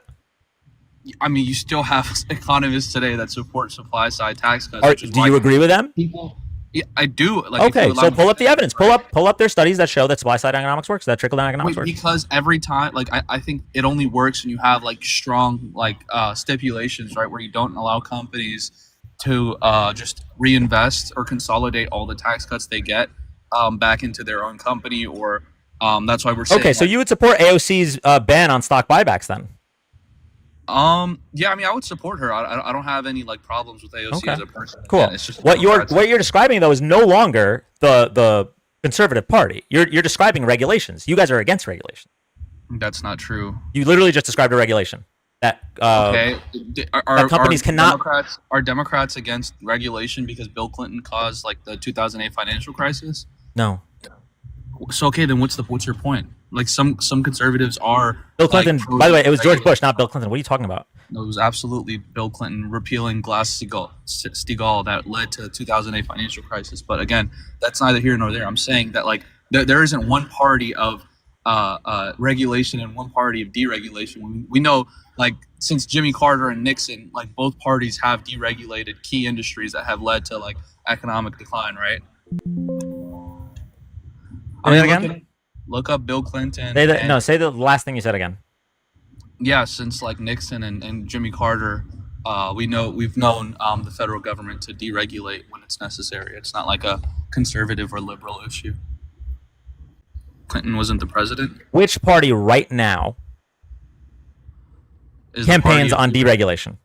Both of them. Kamala Harris. So you're being disingenuous. Did she not run on fracking? Did she not like? Why are you being like condescending when you act like they're just very like high regulation? And like regulations aren't like this thing that are just like this one-off problem that solves everything, right? I think they're like a key economic tool, just like tariffs. When used properly, they can be used to like correct market failures, right? What you're saying is 100% true. This is not the platform of the Republican Party. Donald Trump literally, his first policy in his first term, the first day, his policy was for every new regulation, you have to remove 2 regulations. This was the Republican. Go to any Republican debate and listen to how many times they talk about deregulation and how it stimulates the economy. That's not something ever being proposed by Democrats. You trying to say that both parties do it is being disingenuous. Yeah, but like by you using Trump as like the key figure of the conservative party and then like dunking on people who are just classical conservatives that don't believe in Trump necessarily. Like Trump's first economic advisor from his first term like thought the guy was a complete incompetent dunce. Most people from his first cabinet actually disavowed him, and so did most Republicans his first term. So I don't know why you act like the Republican Party or conservatives are like a monolith, right? I think that's just your your way of copying out and like lumping all of the like half of the people in America into this like, oh, you're stupid or you're uninformed, just like you were doing with Ryan. I think that's just like a tactic you guys use to divide and conquer, and that's why Okay. like. I get what you're saying. Mhm. How about this? We go through the past 40 years of presidents and administrations, and we looked at every time a regulation was implemented or a regulation was repealed. Which party do you think would have the highest score? Let's say you get +1 every time you implement a regulation, -1 every time you repeal a regulation. Which party do you think would be in the positives, and which party do you think would be in the negatives? If you genuinely have to think about that, then you're being disingenuous. I don't know why you think that when you don't know how Clinton balanced his budget. You don't know like how like Obama ran through his first presidency of deregulating key sectors, and he also did have tariffs. I mean, to be fair, like in good faith, it would probably be conservatives, but it's not something. It's not something that you just like immediately could think of. I don't. It's not like, again, deregulation is not just a one-party thing. Both parties use it as an economic tool. And do you know, like, is deregulation inherently bad? Like, is Trump like deregulating oil and gas? If that's a bad thing, then why did Kamala Harris also run on like pro-fracking? 1 second, I'll answer your question. Phil, thank you for the $2. This dude should believe that communism can work based off his idea around trickle-down economics. They both haven't been implemented properly, but on paper they can work. I mean, he's advocating essentially for communism because he's advocating for. What are you talking about? Communism? What? You're advocating for the government restricting the way companies can use their money. That's much more of a communist idea than a capitalist idea, right? Wow, that is what a reach. What a Okay. reach. Well, either way, you didn't answer my question. So you don't think that any party No, I did. deregulates more? No, I just said, like, to be in good faith. It probably would be conservatives.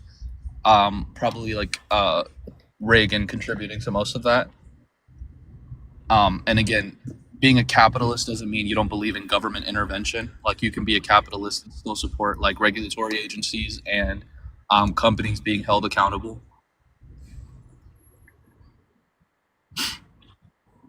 I mean, can I ask you a question? Outside of this, do you think that like this has been an effective tool, I guess, for the Democrats to just like either going on lives or debating people? You think it's been like a net positive for the Democratic Party? You think going on lives and debating people is a net Yeah, like, positive for the Democratic Party? Yeah.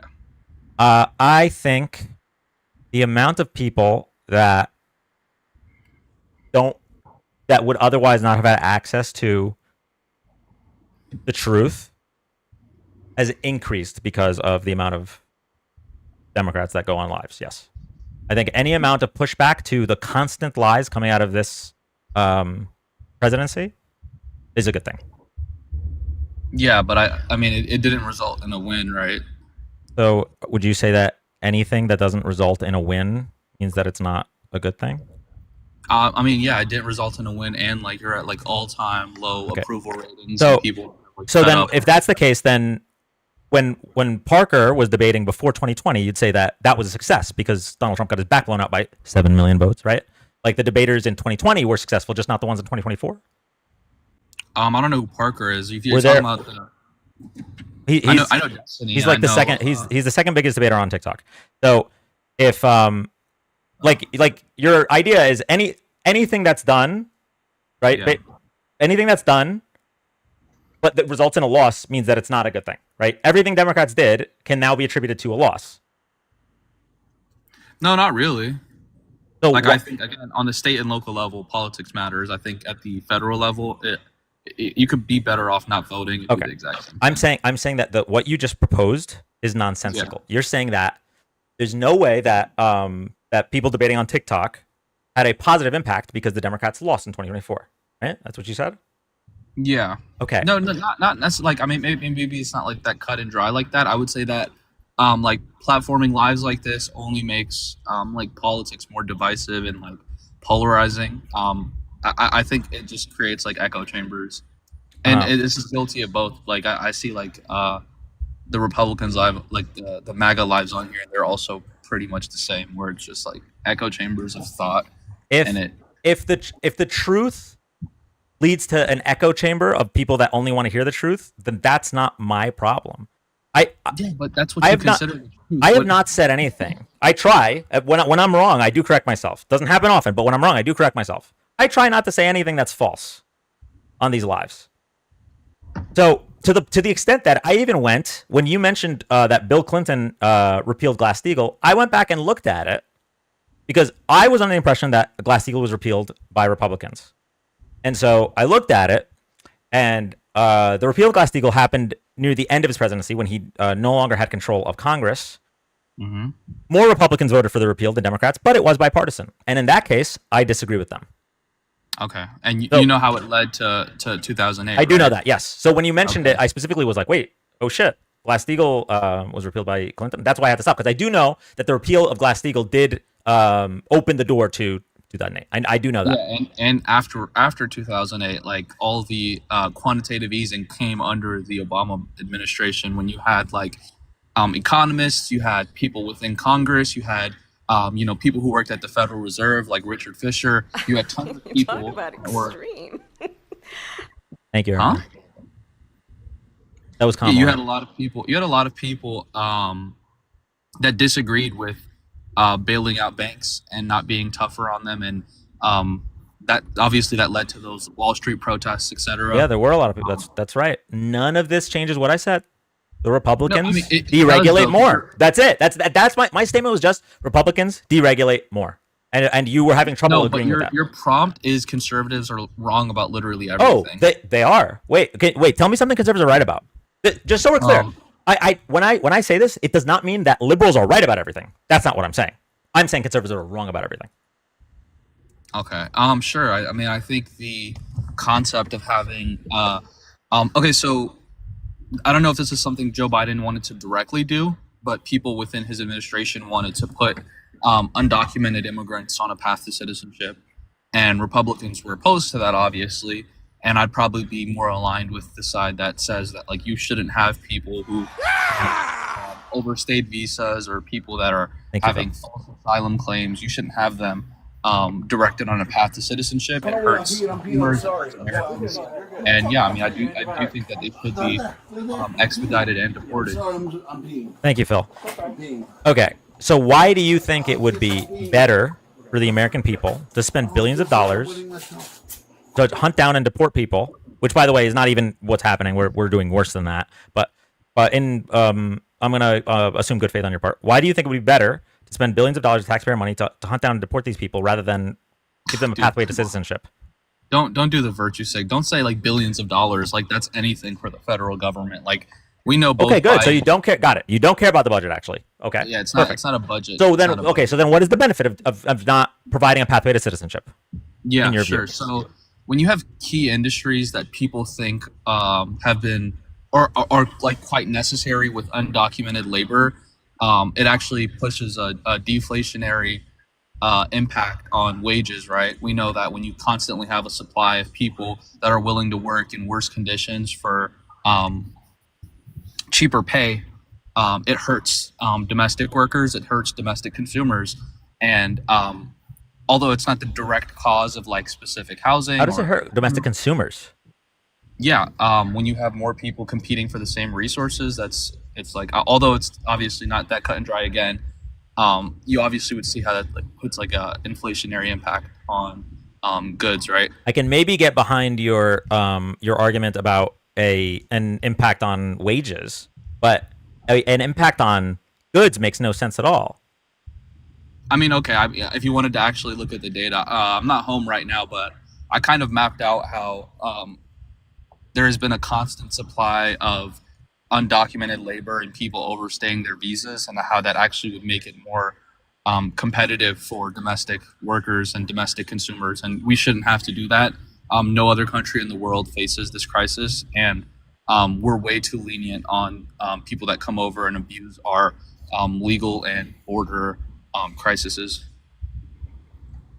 So, wait, in your situation, but that would mean a pathway to citizenship solves your problem. You're saying that the undocumented labor drives wages down. It does. Let's take that as granted. Okay, I'm not looking at the data in front of me. Let's take that as granted. So we give them a pathway to citizenship so that they have to be paid a livable wage, right? Or you could deport them. Why would you? Why would deporting be the answer? Wait. So the fact that Trump gave them amnesty, I understand. I understand the logic behind like granting amnesty to service workers and agricultural and hospitality, and going against key, like the database of ICE and DHS have key targets they're getting, and then eventually they're going to target people in these industries as well. I understand the thought process, but why would you grant citizenship to people who committed crimes, who violated the Constitution? Wait. Who violated the Constitution? Who are you talking about? Are you talking about January 6ers? We should revoke their citizenship? I agree. Wait, who are you talking about? You want to revoke their That's what it sounded like you were saying. Like we shouldn't. That's not who I'm talking about. Oh, wait. Okay, so who violated the Constitution in this example? People overstaying their visas. People like Is a violation of the Constitution. I mean, yeah. Would you not think so? No. It's not a matter of what I think or don't think. It's not. It's not. Can you show me in the Constitution where it says that violated the law? I guess the law? Okay. Yeah, it's a civil offense. Yeah. It's a small crime. I mean, I don't sure. think that. I don't think. You will never convince me that someone jaywalking is worthy of deporting them, right? So why would I think the same about somebody that's here illegally? Are those equal in your head? From a legal sense, they are. They're both civil offenses. Same as speeding. But I mean, I'm asking. Now, like, if you're saying more, are you saying morally? Yeah, morally. Do you think someone like? I think they're both morally neutral. Oh, really? Yeah, I don't think jaywalking hurts anyone, and I don't think undocumented immigrants hurt anybody unless they hurt it. Unless the person They do hurt commits. someone, right? I'm sorry. Unless they do hurt someone. Right, but that's the case with any citizen as well. That's like the case with all humans. So Okay, you don't just think coming here illegally does not hurt anyone. No. So you know the thousands and not even thousands. You know the millions of people who attempt to come to America every year, right? Through the legal process of immigration. Yeah, I want Like, to make it so that it's easier for them to immigrate here. Why do you not understand why we have the current like immigration processes that we do? So you're against more legal immigration too? No, I support legal immigration, but when people Would you say be that for more legal immigration if it was proposed? why would I support illegal immigration? I said, don't would you be support- for more legal immigration? Oh, of course. I mean, if necessary. Oh, good. Wait, what do you mean if I don't necessary? think What does necessary mean? I don't think it's necessary right now. I think that we've pretty much hit a capacity, and I think the government needs to address like critical issues like housing and jobs being exported overseas before we bring over more legal immigrants. Okay. Again, this is just more conservatives are wrong about everything because, like, we just look at the last election. We had one candidate that wanted to address housing, and the other candidate who actively caused a big part of the housing problem. How did Kamala Harris want to address housing? Please. She had 4 different policies to tackle it. I'm aware. Number 1, you're aware. You know about the policies. Yeah, they're just not. They're complete. That's just more like Gish Gallop from the Democratic Party to. You don't know what Gish address Gallop is. It's just critical. You know what Gish Gallop's? Do you know what a Gish Gallop is? It's just nonsense. Just That's utter not what a nonsense. Gish Gallop is. A Gish Gallop is when you propose a bunch of points in a row, and then it makes it more difficult for the person to respond to those points. So, like, let's say you tell 5 lies in a row, and they only get to respond to the last of the 5. Then those 4 go uncontested. So that's just not the right. What the Democratic Party runs on. No, not at all. So okay. Do you want me to go over the 4 policies that she had? Sure, yeah, go ahead. I want you to tell me the problems with them. We'll go one by one. So, policy number 1, she wanted to ban predatory AI. Predatory AI programs that allowed slumlords to charge the absolute maximum amount of rent. So what these programs would do is they would analyze an area and give you the exact highest amount you can charge for rent before that renter will be forced out. That was policy number 1. Would you be for or against that? Yeah, I'd be for that. You'd be for that. Okay, cool. Nice. Like, I'd be in support of taking that out. I heard Lena Khan talking about it. Good. Okay. 1 out of 4 so far. Policy number 2. She wanted to reinstate the regulations that were repealed under the Trump administration, which made it so that corporations like BlackRock didn't have to wait a 6-month period to buy up single-family homes. Do you think that contributes to the housing crisis? I do. Yes. I think when corporations are buying up single-family homes and then hoarding them yes, that does contribute to housing crisis. So those two things you said just can't coexist, right? If BlackRock is buying up single-family homes, right, they'd obviously be renting them. They wouldn't just hold them as like speculative assets, right? They could do whatever they want. What do you mean? It's not obvious one way or another. I mean, sure, but like you would assume that people like like the renters market would then be like more stimulated while you have more houses available for rent. It makes it more competitive, so it drives prices down. Do you believe that? For renters. Okay. Yeah, I do believe that. What do you mean? Do I believe that's just logic? No, I'm saying, do you believe that BlackRock was buying up these houses and renting them at fair prices? I personally don't buy this thing where people talk about like corporations are the reason we have a housing crisis, but just to, Not like, the reason. It's one of the reasons. I don't think so at all. But I mean, how much of single family homes are owned by like owner operated like families? That's like 70%. So in 2023, I'll pull up a stat for you. Sure.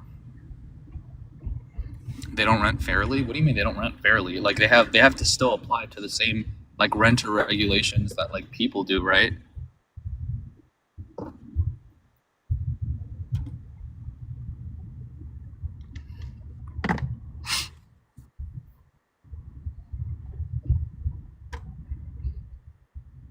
Okay.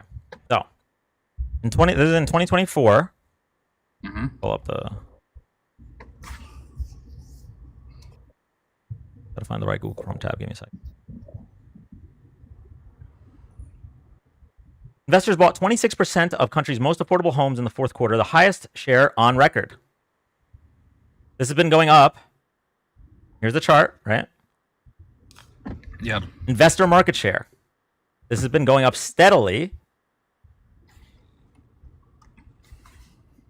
since 2000. Okay. Okay. So when Trump and Republicans repeal there was a rule that was a stipulation in Dodd-Frank that made it so that corporations needed to wait 6 months before they could purchase single-family homes on the market. When that gets repealed, all of a sudden we see a much more drastic Wait a minute. increase. Is that true? Could you show me that? Because that doesn't even like you have real estate. You have real estate. Oh wait, hold on. trust. I just saw that this is cut off. 1 second.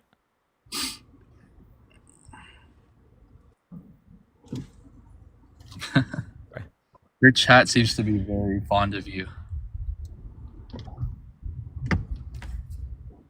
I don't know how to reply to that. No, it's You a talk comment. about extreme.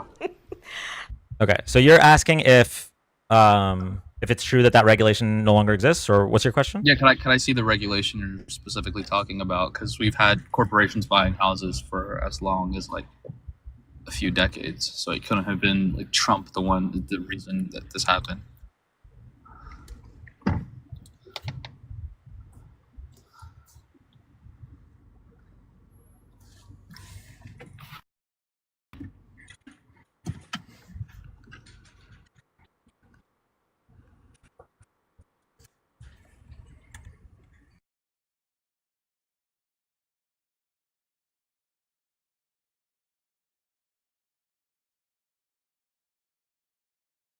Find you the name of the bill. 1 second. Because there was a bill that rolled back Dodd-Frank regulations.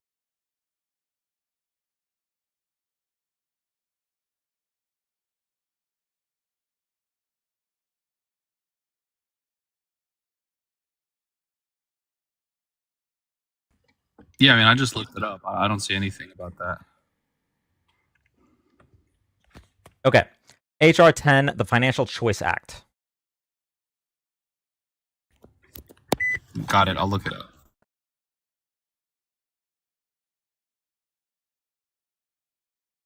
This was July of 2017.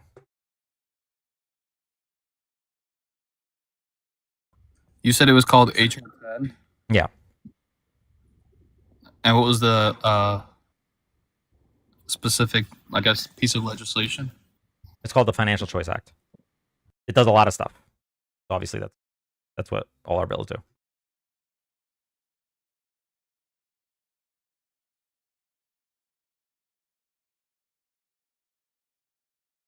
So To create hope and opportunity for investors, consumers, and entrepreneurs by ending bailouts and too big to fail, holding Washington and Wall Street accountable, eliminating red tape to increase access to credit and capital, and repealing the provisions of the Dodd-Frank Act that make America less prosperous, less stable, less free.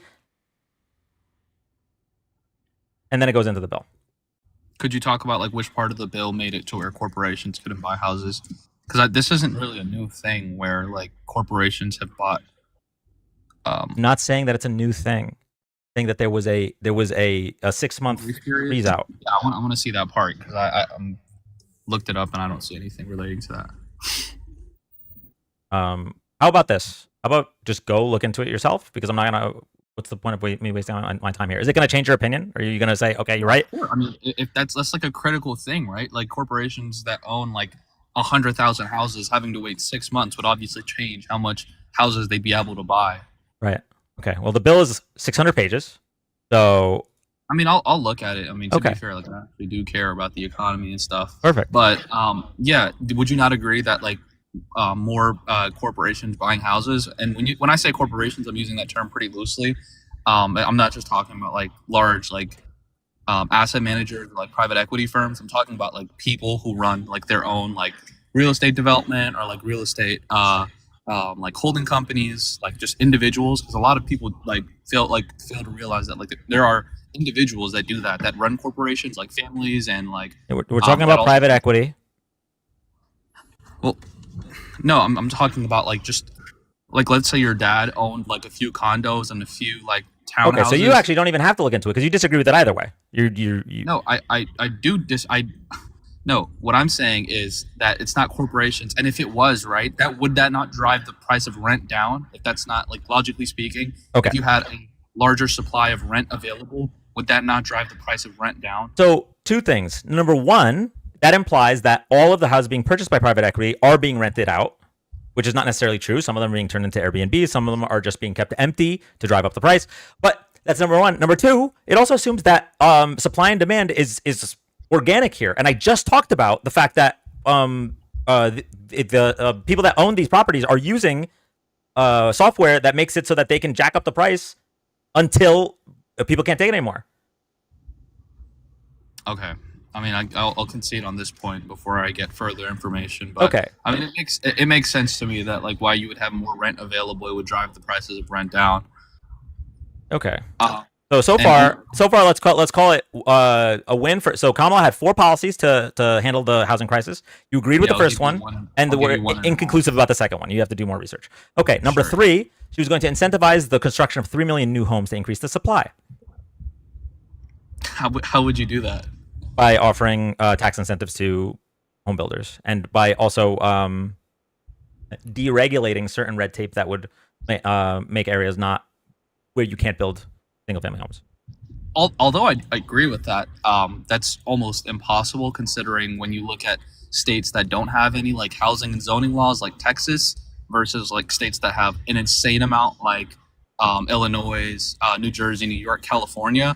When you look at like those housing and zoning boards, it's not just as easy as like the federal government coming in and saying like we're gonna like strip some of these zoning laws because they've been in place for decades, or even some of the recent ones is like as far as like the last decade. The federal government can't just step in and say like we're gonna incentivize people to build more houses, and it's not like we have. I mean, even if you were to play into the idea that like we have a housing shortage, building more houses would just destroy the current homeowner. Have you heard of this idea that like people in like liberal states are in favor of affordable housing, but like I forgot the word, but it's just like not in my YIMBY and NIMBY, yeah, not in my backyard and yes in my backyard. Yes, I know what you're talking about.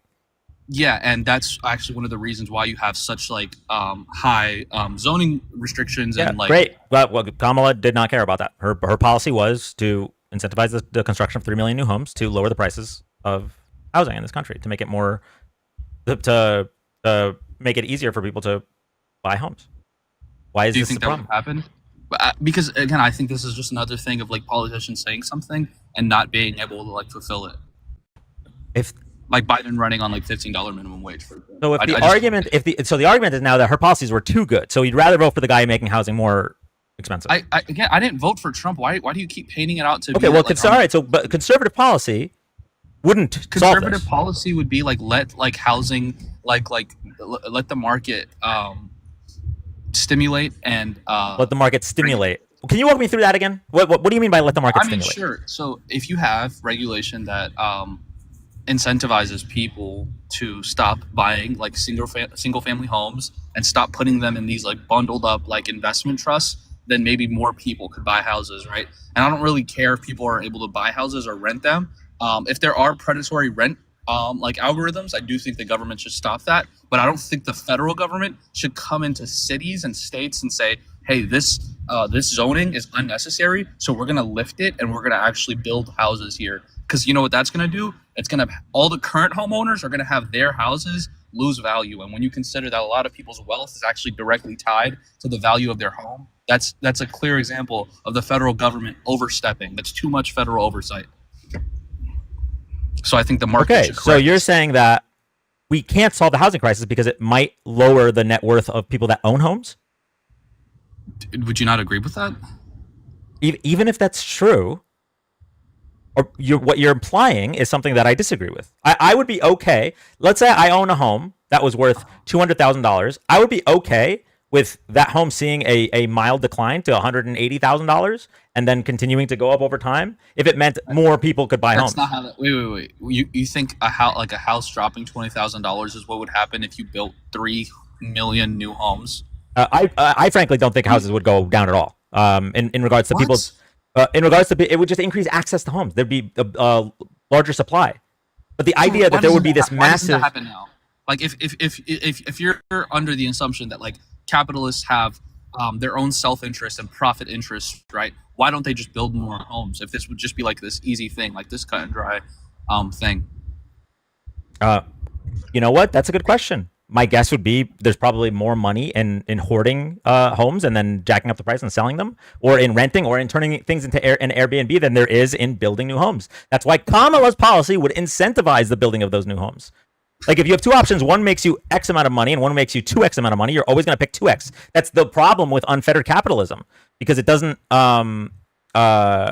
Its goal is not to provide the best for everyone. Its goal is to provide the best for the person that's taking the risk, right?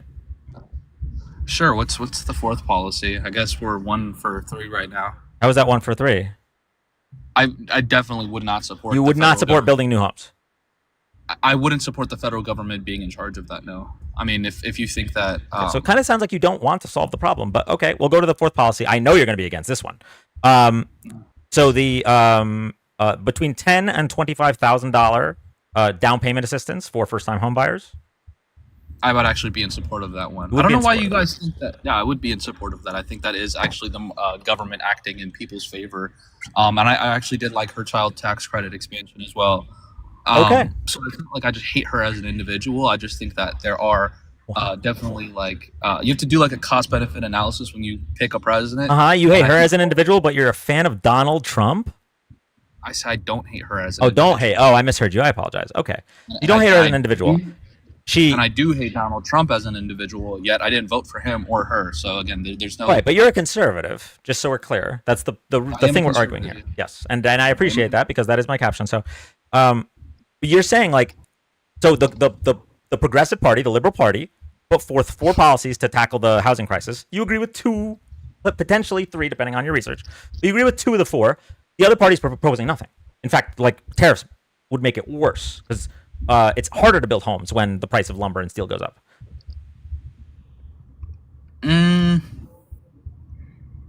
Yeah, I mean, I don't disagree with tariffs. I just disagree with how Trump is using them. Yeah. Cool. Yeah. So it kind of sounds like, at least on that policy, conservatives are wrong. Wrong, sure. Okay, like I would say, like Trump is probably worse off, or like a net negative for Americans on housing. But again, Well, that's the whole Most thing. Like you disagree no, with the it's prompt. not. Wait, Dan, you know most people voted on immigration, right? Whether they were right or wrong in doing so, would you not say that was one of the? I think most people voted on cost of living. Second most is probably immigration. But yeah, sure. Yeah, I mean, who was the party gaslighting people into saying that like cost of living is perfectly fine, the economy's doing fine, like your material spending power is the same, like I don't look at every other I, country. I listen. I understand that there might have been a couple of people saying that, but that was not what was being put forth by Kamala Harris. Serious? That's The reality ridiculous. was that the economy was getting better. That's true. Now, if you want the politicians to coddle the American people and actually say America's the worst it's ever been, and we're in a recession and everything's terrible, then maybe that's what you're asking for. You want liberals to lie, but the reality was our country was the number one fastest recovery from the after effects of COVID. Out of all the G7 countries, the United States' economy was the envy of the world. We needed to build upon that. The cost of living was still high, and then people like Biden and Kamala would say things like, "There's more work to do." Now, I understand that a lot of the American people don't understand correlation causation, and we're like, "Well, it went up during their time, so we're assuming it's their fault." I hope a lot of those people now realize, "Oh shit, this was going to happen anyway because of the pandemic. I really should not have voted for the." You'd probably be one of those people that think like Trump's first term, his quote unquote good economy was just like a lateral from Obama, right? So I would say that he inherited a good economy, and then what he did was he chose to deficit spend to further stimulate the economy when he didn't have to. In which case, yeah, we could see a marginal increase in GDP growth And jobs. What increase in jobs? This was the Wasn't same there exact trend. The same exact trend. So again, why would you like? So the president's job is to follow the trend, like hand it off to him, correct? It depends on what the trend is. If the trend is in an upward direction, in a positive direction, then yeah. There was positive GDP growth and there was positive job creation. Yeah, there was positive GDP growth and job creation under the final few years of Obama too. The only way does that now negate what Trump did his well, first term? Okay, so we have to look at this from a nuanced perspective. So if Trump does something that accelerates those things, then that would be potentially a positive. So, for example, if you want to look at GDP growth, this is usually the thing the only thing conservatives can hang their hat on was that GDP growth per quarter did go up by like 0.1 or 0.2%. So more than they would have otherwise if they followed the same trend. However, job creation was on the same exact trend. Wages were on the same exact trend. Nothing else happened in regards to the Tax Cuts and Jobs Act. However, that 0.1 to 0.2% in GDP growth was well balanced out by the increase to the deficit. And by balanced out, I mean in the negative way. It was a waste of deficit spending. We're supposed to deficit spend when the economy is not doing well, not when the economy is doing well. Yeah, but I mean, we know both sides are guilty of that. So don't try to like put both sides deficit spend. Only one side does it just for rich people, and that's Republicans. Both sides deficit spend 100%. But when Obama deficit spends to get us out of the recession, it's not for rich people. $4.5 trillion of quantitative easing is not for rich people. Bailing out banks is not for rich people. All of that was paid back, by the way. Of course it was. Did you think we were just going to give them interest-free loans? Of course it was paid back. Yeah. So what you're saying is, yeah. What I'm saying is Wall Street gamed the economic system, right? They gamed it. Well, and, okay, normal people. He didn't persecute. Look, this would have been a perfect example of the DOJ being weaponized, right? You had barely any criminal convictions. You had people that gamed the housing and the financial markets, and Obama basically let them off scot-free. Well, and that's not on Obama. That's on the DOJ. That's not on Obama. What? The DOJ and the president. The DOJ and the president are two separate offices. I know that's difficult with 10 years of Trump pressuring his DOJs, but yeah. So you don't think the DOJ should act in accordance to the administration that they're under? What does in accordance mean? Sure, like when people blame Trump for Epstein being pew-pewed under his guidance and under his DOJ in 2019, that's a stain left on Trump's hands, right? His DOJ. Yet when we say the same thing for Obama and Wall Street, but now they're like two separate entities, and the DOJ is independent of the federal oversight of the executive branch, and I just think it's complete like double standards. I mean, if you want to be consistent, if you want to say that we should hold like bad people accountable, then why wouldn't you like hold Obama to that same standard? I'm just so lost on your argument. I don't know if you're talking to a lot of like conspiracy theorists. I have never blamed Trump for Epstein not being alive anymore.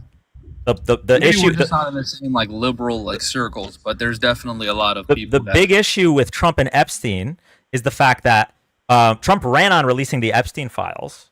Trump's Attorney General, which is the head of the DOJ, and Trump's FBI director in February were touting the fact that they were going to release the Epstein files and that there would be other indictments, et cetera, that there was a client list. And then when Elon Musk says that Trump is in the Epstein files, all of a sudden, I'm talking about 2019. I understand.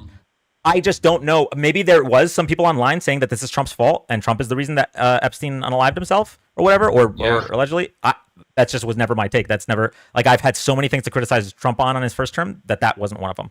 Sure. Okay. I mean, look, for the sake of just like political capital, would you say that some of the things Trump has done has been positive? His initial tariffs on China that Biden extended, would you say that those were good? Those were necessary? So no, I actually only think the tariffs that were extended by Biden, the reason that they were a net positive was because they were coupled with legislation. So, for example, when he extends the tariff on chips from China, that was coupled with the Chips and Science Act, which Right. incentivized producing chips in the United States. So when Obama had tariffs on like American or Chinese tires, and he didn't pass any specific legislation for tires, does that mean that now, like, is that like an ineffective tariff? I mean, I haven't looked into Obama's legislation that would have affected the auto industry, but I'm pretty sure, was there not an auto bailout? No, it was a specific tariff on tires because there was like an underproduction. I'll go ahead and say this. It's possible that I disagree with Obama. Yeah, possible.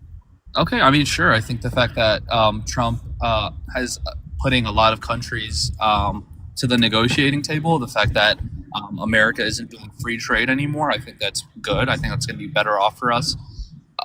As long as he maybe levies some of these tariffs he has eventually, right? We still haven't seen any insane inflationary impact. I think we probably will pretty soon. But up to this point, I would say that it's a good thing that America is able to renegotiate our like former trade contracts. We didn't need tariffs to do this. We did not need tariffs to do this. Does it matter if we did or didn't need them? Well, yeah, because it's affecting the cost of living. The whole point, he ran on the cost of living. Biden, inflation, we're going to end inflation. In fact, on his website, he had 20 promises that were written so that third graders could read them. One of them was end inflation, right? So cost of living is drastically up. Could you reflect that with any economic markers? Is the CPI just insanely high right now? Is inflation like overwhelmingly high? Inflation isn't overwhelmingly high. It is trending upward, whereas it was trending downward. But inflation is just the rate of change. The fact of the matter is, he ran on lowering grocery prices, and his actions are inflationary. They would raise grocery prices. Correct? Sure, but what I'm arguing, or what I'm granting to you is, can you give Trump a win to allow like maybe some of his criticisms to be more accepted by people on the right wing? I'll give Trump a win on the things that he has a win on. I liked his I liked Project Warp Speed. I liked the First Step Act. If he goes through with it, he mentioned it back in January. I don't know if he's put anything forward, but I like banning the penny. But I'm not going to give him a win on blanket tariffs that have done nothing except cause market instability and increase prices. Why would I give him a win for that? What like trends have you seen of like the market being unstable? Like which specific markets? Well, every time he announces these now they've gotten less stable now that Wall Street literally calls him Taco Trump because he always chickens out. But when we had the first round of tariffs proposed back in April, or that would have went into effect in April, Liberation Day, so it were, the market crashed. And then every time he puts forth these blanket tariffs again, the market crashes a little bit less, to the point that. Why do you care about the stock market? Okay, fine. I don't. I'll take it back. I take it back. I don't care about the stock market. The tariffs are increasing prices for regular Americans. You care about that? Sure. What like data do you have to support that? Like the CPI has been like relatively like stagnant. Like no, it's been going up. And if you look at specific, we want inflation, right? Inflation is something that's necessary. I know that. Inflation- By the way, Trump doesn't know that because one of his promises was literally end inflation. I know that. When you run on a policy, on a platform of I will lower your grocery prices on day one, and then all you do is things that would raise our grocery prices, what do you think a non-sycophant will say to that? that's just political rhetoric. Obviously, like I don't think any like American voting. I mean, let me not like say that, but I would say most people know that what Trump says a lot of the time is political rhetoric. Like he's going to end wars or he's going to make sure that Yes. like Most Americans are fine with being I- lied to. I agree with you. Most Americans are fine with being lied to. They heard him say day one. They're like, yeah, he's a big liar, but I'm a really dumb idiot that agrees with liars. Okay, perfect. Most Americans agree with being lied to. They are cucks for liars, and they would rather be subjugated. I agree with you. Now, let's go to the good faith policy. I will lower grocery prices. Not day one. Day one was just to trick the rubes, right? And they like it. They love getting subjugated. They love getting cucked. I get it. I will lower grocery prices, but all of his policies would raise grocery prices. Explain. Again, I don't see how we've seen grocery prices drastically increase. Okay. So I The don't know cost what of you're- beef is at an all-time high. The cost of pretty much every wasn't there like a specific viral outbreak that caused the that was cost for of eggs. beef? I don't know if that's the case for beef. No. It was also beef because the beef we were importing was like significantly higher here in Texas. So I don't know. I don't want to speak to that though. I want to actually have it in front of me before I reference that. Okay, But sure. well- If the cost of beef is at an all time high, do you have any other like markers that you would say that? I mean, we could just look at the average cost of groceries. Do you want me to pull up a chart? Like if I show you a chart that shows that it's been going up, well, are you going to be like, yeah, you're right. Actually, I'm just totally dead wrong about this. Well, I need to set the Yeah, goalpost before you. like a federal bureau or like any sort of government agency that tracks that. Well, what does that even matter? Because the moment a report comes out that Donald Trump doesn't like, he fires whoever's in charge. When the Bureau of Labor Statistics put out the bad job numbers, Trump fired the head, right? Yeah. So how are we even going to believe what the heads of these agencies have? So you don't believe the like integrity of institutions, then you just don't No, believe in I do. America. I'm gonna pull up a graph from like the Federal Reserve. It's completely just a useless point. Well, you said from a government agency. The Federal Reserve isn't a government agency. So like when I pull up the Fred data, I wanted to Yeah. make sure that like you recognize that's not the same as Yeah, no, I think the Fed is like an independent agency. Sure. Perfect. Okay.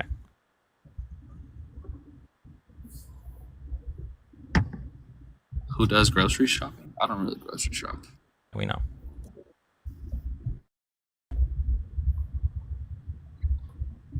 Okay, so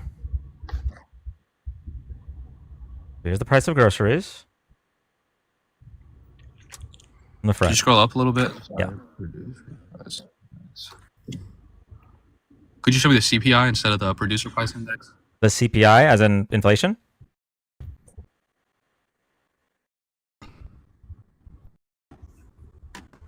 Are you asking for the you know the CPI doesn't include food, right? I would assume. No, I would assume that. No. Show me like consumer side inflation for groceries because the PPI just tracks how much. I would assume it'd be higher. Like I remember Walmart CEO talking about the cost of his goods being imported is really high right now. So I would assume for them it'd be higher, but actually a lot of the tariffs were avoided by front loading product and companies consolidating the tariff that they had to. Okay, so all right, consumer price index.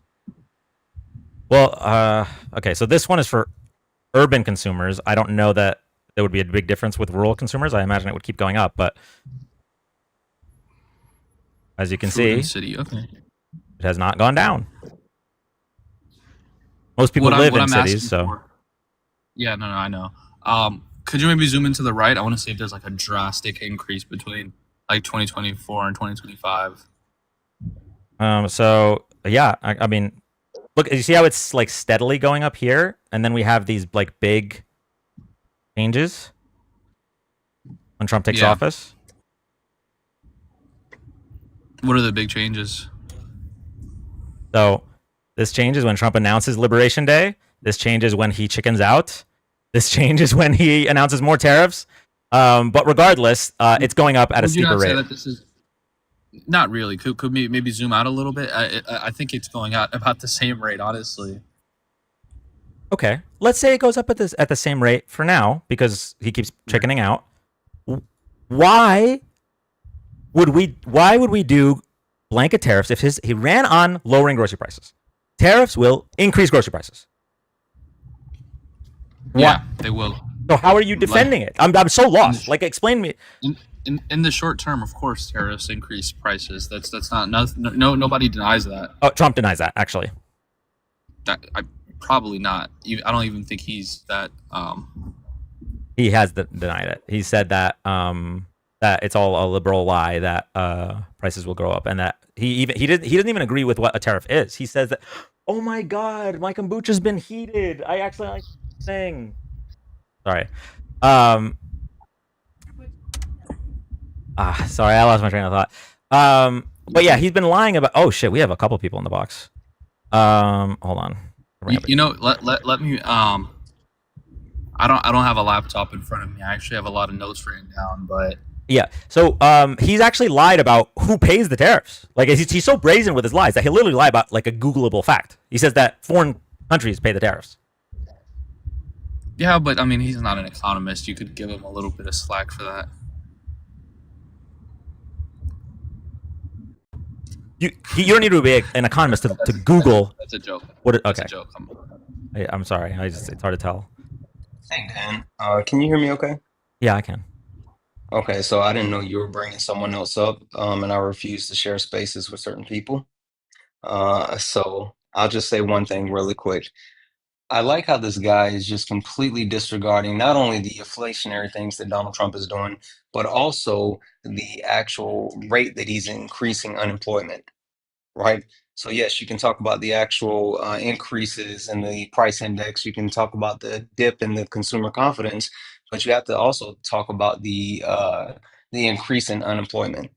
Like, there's multiple factors that are being done all at the same time that's actually impacting the economy as a whole.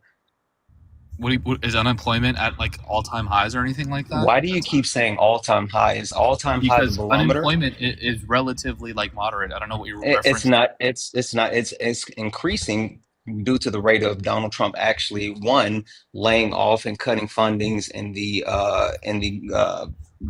public sector, but then also the private sector is responding as well, including not only cutting the employees that they have, but also in cutting their spending and increasing prices due to the tariff.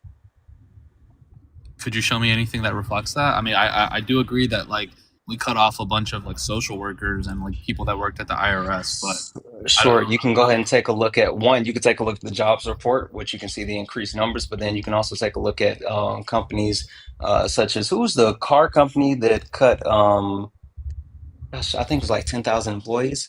There's multiple private companies that have laid off employees due to the impacts of tariffs. I mean, the jobs report reflects like added or jobs added within a specific quarter or a period, right? They don't really reflect the unemployment rate. We have Sure, the you're right, unemployment but rate, the unemployment rate, like at anything that wasn't like it previous. Is it at anything that it wasn't previously at? yeah, again, for some reason, you keep negating the fact that we were on a trend down. Like, it's weird that you keep pointing to No, we were on saying a like, trend. oh, No, it's just no, because we the were idea we is were the thought process. trending down, but you keep acting as if we were not going in one direction, and then everything that Donald Trump has done has completely shifted the direction we were heading. Hold on. I would grant it to you if we The were trending unemployment down was trending prior down to Donald under Trump. Biden because of all the jobs that people were going back to, right? It's not like these jobs were new jobs. Wait, added, how but they- how long are these? Wait, how long are these so-called bounce back jobs that you're going to grant Biden? Because like, you've been saying this for a while. It's weird that you guys keep Well, talking I about never these even bounce mentioned back that. I jobs. never mentioned that. Not even once. Not you specifically, but people as a whole. And this is what you're granting. You said people are going back to these jobs. You're claiming they're going back, so Hold on. i.e., they're a quote unquote bounce back job. They're not. They're literally not.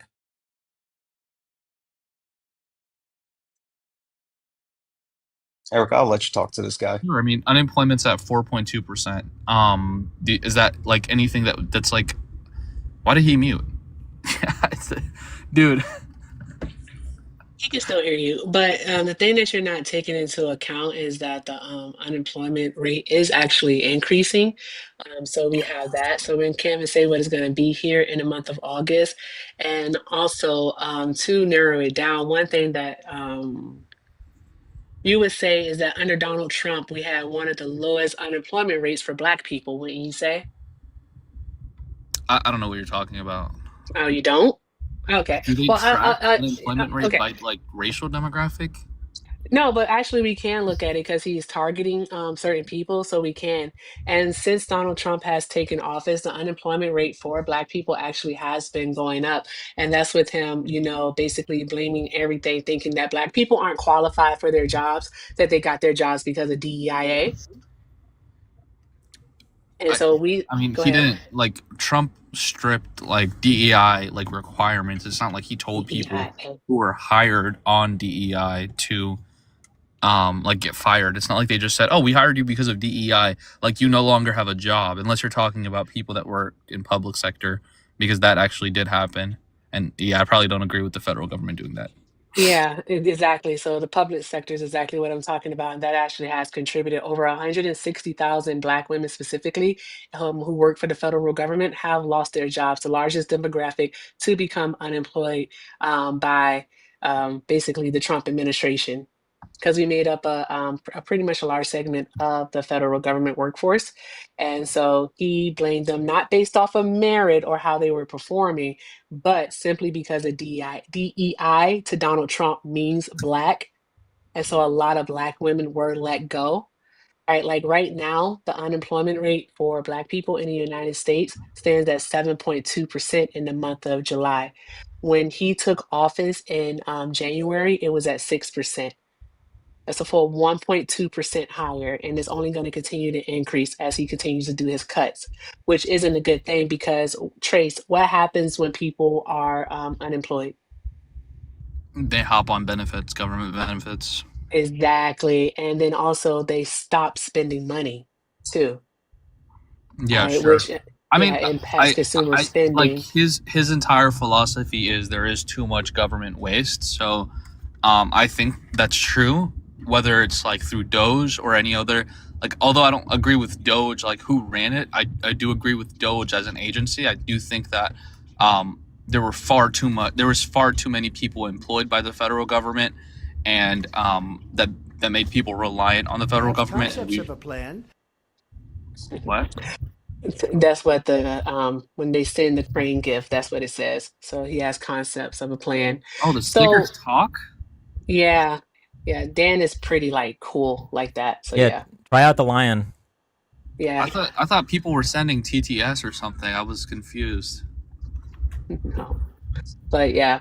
So with Yeah, that I mean, being but said, go ahead. Erica, would you not agree that like you think that the federal government spends like entirely too much money, and we know that they're not going to cut any discretionary spending, so they would have to like find other ways to like make up that money, right? That's pretty broad. It's kind of loaded. It's like a yes and no answer to that, simply because of the fact that with the government, I think that they were spending money for the most part in the right places. We could have cut in other places such as the DoD, so the Department of Defense, our military budget is That's not going to way too happen. high. Trump is definitely trying to get that to be $1 trillion a year. $1 trillion a year, which Yeah, but I mean, we isn't know that's needed. not going to happen. We're never going to cut any funds to the Pentagon. So, like, Yeah, realistically speaking, we would have to find other ways, why like wouldn't that be outside of realistic? because, like, what do they call it? What's the new name for the Pentagon that he created? Department of The War. industrial war No, it's called the complex. Department. It's called the Department of War. Oh yeah, yeah. I mean, you can talk about the military-industrial complex, but they have like these really like long-standing contracts with like Boeing and Lockheed Martin and like other federal contractors. I know they just signed like a really big contract with But Palantir, but like these contracts aren't something that you can immediately cut off. First of all, and secondly, like a lot of the other spending goes to like upkeeping for the current military grade weapons that we have. Obviously, like the VA, we have like people who are employed by the military that we pay. There's like Trace, an okay, I got you. Trace, before you pivot, because I know Dan wants to respond, I also want you to take into consideration also as the next point, we got to talk about the tax cuts because that's definitely added to our federal spending. So we're going to talk about that, but I know Dan wanted to say something in regards to your comment on defense spending. Yeah, no, I actually, y'all got it on defense spending. I just want to comment really quickly, a side note comment on, for anybody that might have supported Donald Trump in the chat. As a reminder, he ran on being the peace president, the no new wars president, and yet he's changing the name of the Department of Defense to the Department of War. I just thought that was interesting. It's not. he signed. I think he. I mean, what did he say? He signed 6 new peace treaties. Yeah, that's great. I know he says a lot of things, but anyway, I'll leave it back to Erica and Santana. I mean, Erica, with tax cuts, right? We know like tax cuts aren't always bad. Extending like his previous tax cuts from 2017, people project that it's going to add like $4 trillion to the deficit. I mean, that's under this huge assumption that like companies are going to continue to like buy back their own stocks or like artificially increase the price of their companies. They've literally done it. Like literally, that's been the trend that they've actually continued on.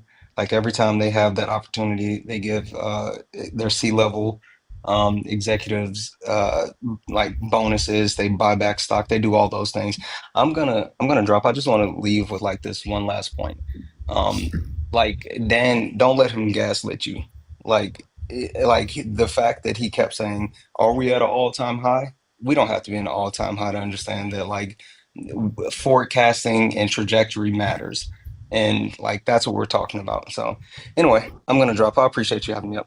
Love you, Santana. Yeah, I'm glad I that love guy you more, really Dan. showed his liberal intelligence. He came up here and acted really pretentious. Didn't contribute anything and just Yeah, left. no. I first of all haven't left yet. Second of all, no No, I'm one glad gives you're a still here. shit.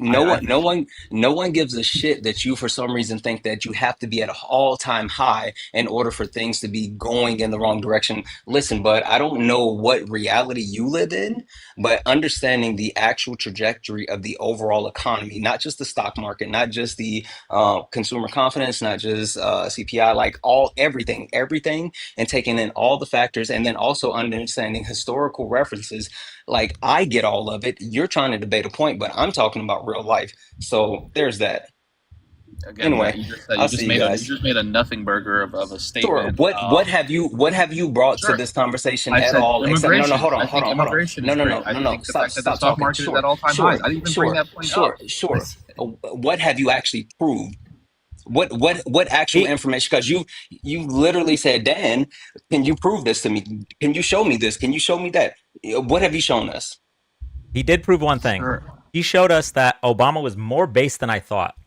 Because he brought up that Obama extended the Bush era tax cuts, but when we looked it up, it turns out that he actually only extended the tax cuts for anyone making under 400,000.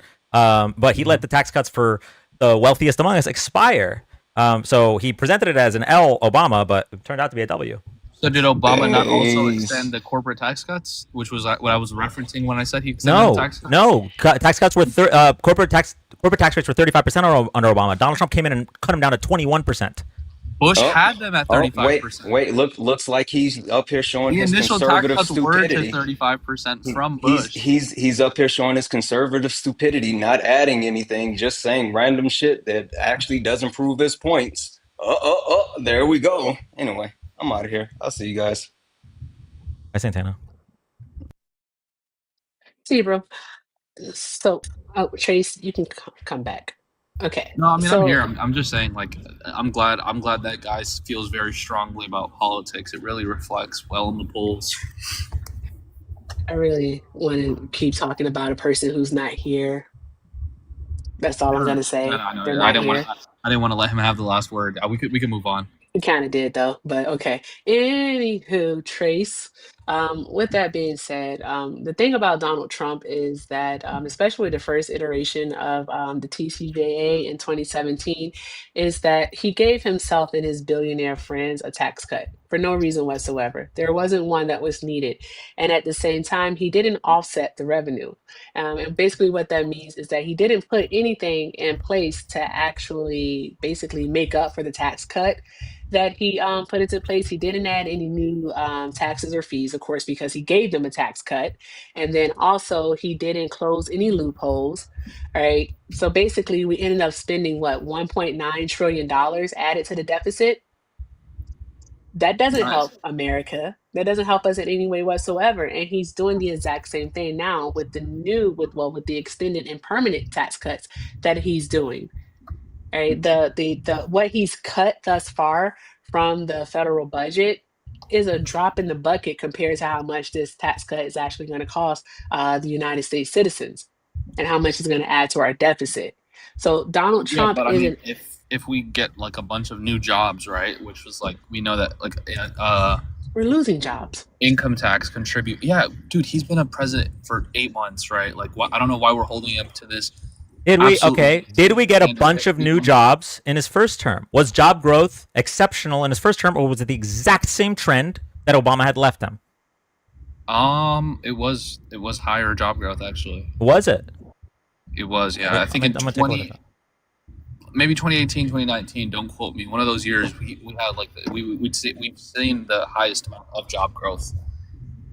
And again, I don't know why you're holding like Trump to the standard that like if he like continues the trajectory of Obama, that means it's only like that because of Obama, right? Like, No, I'm not saying that. I'm saying if all he's doing, right, is continuing the trend that Obama left him, but he needed to add trillions to the debt unnecessarily to do it, then that's a net negative. That's what I'm saying. That makes sense? Sure. I mean, I understand what you're saying. I'm not disagreeing with you. I'm just saying, like, you're saying that Trump's jobs being added or any of his like economic contributions were because of Obama, if I'm not mistaken. And yeah, that's stupid to say, right? And What I'm saying is that Obama's policies created an economy that was handed off to Trump.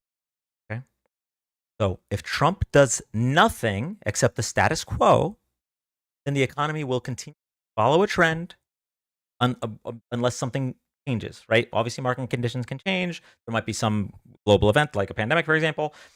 However, if Donald Trump makes a change, a major change, then we should analyze what that change did to the economy.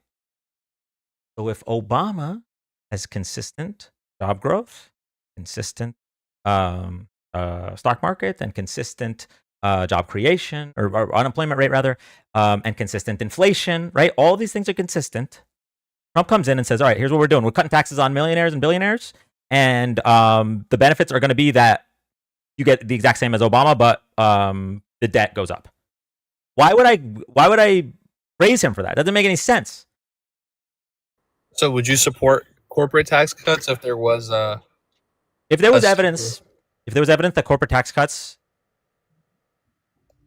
had a positive impact on middle class and working class Americans, I would support corporate tax cuts. Of course. I mean, I think corporate tax rate should be 0, if anything. But I'm saying if you think that if there was an added stipulation that people couldn't, I just need evidence. You just need to show me evidence that corporate tax cuts benefit the middle and you want working evidence class. of something that doesn't exist. I'm confused. How do you want That's the point. evidence? You just proved it. Yes, it does not benefit the middle and working class. There is no evidence for it. That's right. We're speaking. You're in so like close. theory, Erica, right? you're muted, by the way. I don't know if you know that. I know. I'm agreeing with you. Like like he said, but there is no evidence. Like, duh, that's the point because it doesn't work.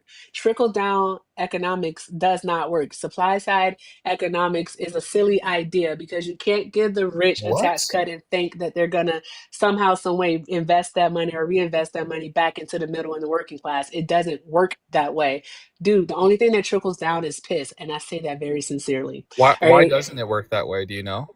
It doesn't because they hoard the money at the top.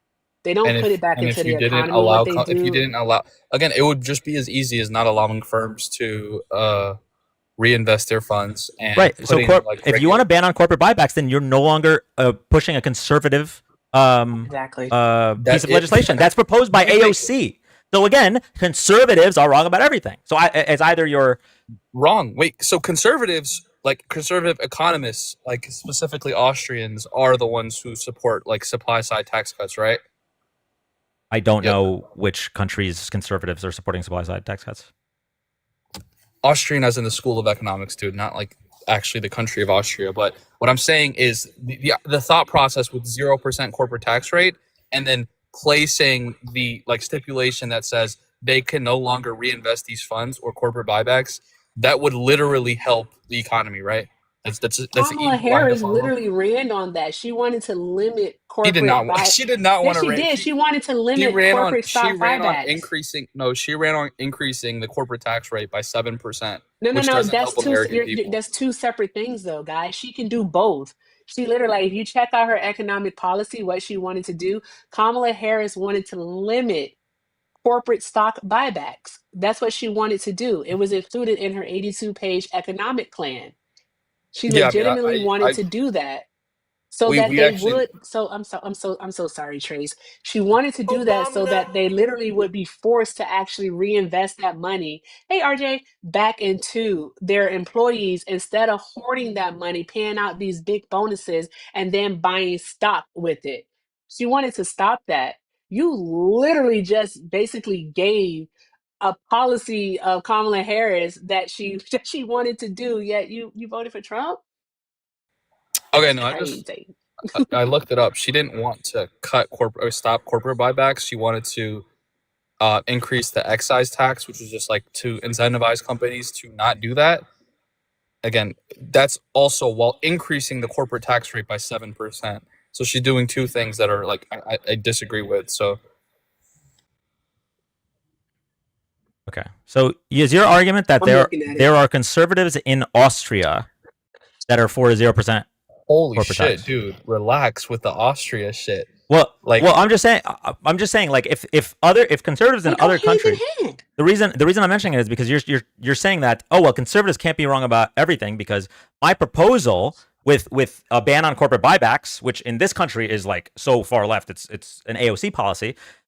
My proposal is backed by Austrian conservatives. If that's your argument, then I'll just say, okay, well, this is about, like, I live in the United States. I'm talking about American conservatives. They're wrong about everything. Like, does that help your? like for example, right? It's if I was to say that AOC's progressive policies follow like a Nordic model of economics, right? Yes.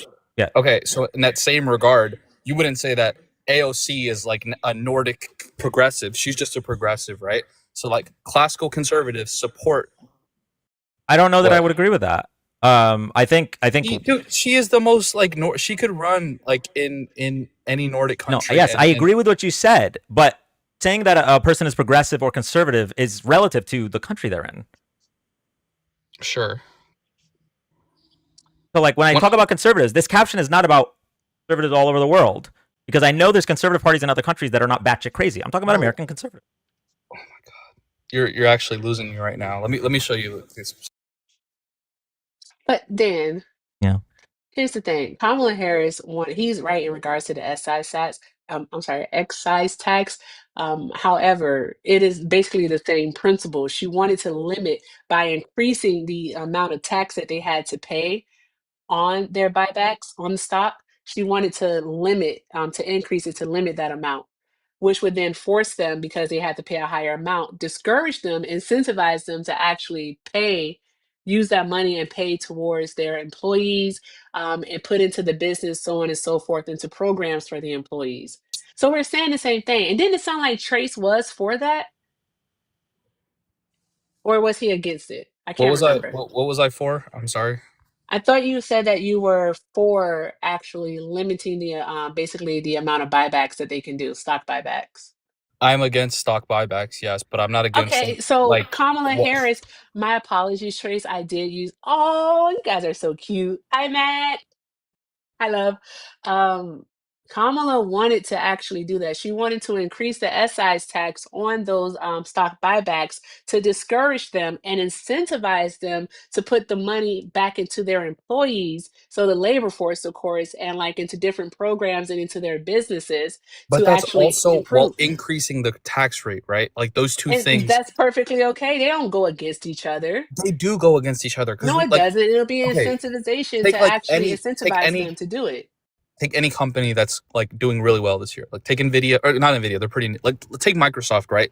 Microsoft spends like millions and millions and millions of dollars a year on tax lawyers, tax advisors, like corporate advisors, all for the sake of minimizing the total corporate tax rate that they have to pay, right? We know that they like have an extensive amount of resources to limit the amount of like to completely manipulate the tax code and game the tax system, right? Whether it's through like making all sorts of trusts, making like infrastructure investments so they don't have to pay like full corporate tax. Like there are an amalgamation of different things that companies do to avoid paying taxes, right? So why not the federal government say, okay, instead of just increasing the rate and then decreasing and then increasing and then decreasing, we'll make the rate at a like the nominal rate like around 0 to 5%, and we're gonna add like incentives to, so if you reinvest this money back into the economy or reinvest this money by paying your workers more, which again would help the overall tax revenue, because if workers are being paid more, that means the income tax revenue is being increased, right? But no, Kamala Harris wanted to increase the corporate tax rate, which means companies are now going to levy more resources to avoid paying taxes, whether it's laying off people, whether it's offshoring jobs, whether it's just hiring more tax consultants and tax lawyers. There isn't going to be an increase of tax revenue immediately. It's going to take like 5 to 10 years to act, just like when people project like But they're Trump's. already doing that, Trace. They're Okay, already that's what I'm laying off saying. If they're employees. already doing Because that, here's this thing. There's this push for AI. All right, AI and automation. So Microsoft has laid off thousands, tens of thousands of employees so far this year in 2025, even doing a massive layoff just in July of this year, where well over 30,000 employees were laid off. And that's after Donald Trump signed the BBB, the big ugly bill. All right, it's even after I mean, I don't guaranteeing care them if a like tax. companies Hold lay on, people sorry, off. Trace. Guaranteeing them a tax cut. So even though they're getting this tax cut, they're still doing massive layoffs. All right. So what you're saying about it, basically giving them a tax cut can help incentivize them to actually hire people or even pay more, is simply not true. We saw the same thing happen in 2017 when Donald Trump did the first PCJA, where AT&T and other companies decided to do massive layoffs and close down centers. So it's like it's not having the impact in which you think that it's going to have. It just doesn't happen that way. Okay, like first of all, I don't care about people getting laid off to AI. Like that's the private market. I think the private market should like work on its What? own. People, dude, this is just like a new What? fad. This is just like a new technology. Are People those will get not laid. people losing People their will. jobs? People will get laid off, and then more jobs will be created. This isn't That something that's seems gonna like drastically like drain the economy or whatever, right? One, and then two, again, companies already do this, right? Me and you are, we both agree that companies already do lay off people. They already export all these jobs, whether it's like the top technology companies, the top finance companies, the top like healthcare companies. They already export jobs to India and China and Vietnam, where they can pay people less and they don't have to keep like upkeep the same like workers regulations, right? So why not so you incentivize actually them? don't care about it, Americans having jobs then. I do care Because about Americans no, having you jobs, don't care but about Americans having jobs, increasing the because if you tax cared rate in about America. American having job, you wouldn't have just said, I don't care about people losing their jobs to AI. You would not have just said that, because that's literally what you just said. All right. So The it's going to unemployment be rate is outsourcing out of the 4.2%. country, or it's going to be lost to automation, aka AI. What All is right. wrong with that? Americans, What happens when people lose jobs to automation? That means things are going to be cheaper, right? Like the no, it thought doesn't process. mean that things are going to be cheaper.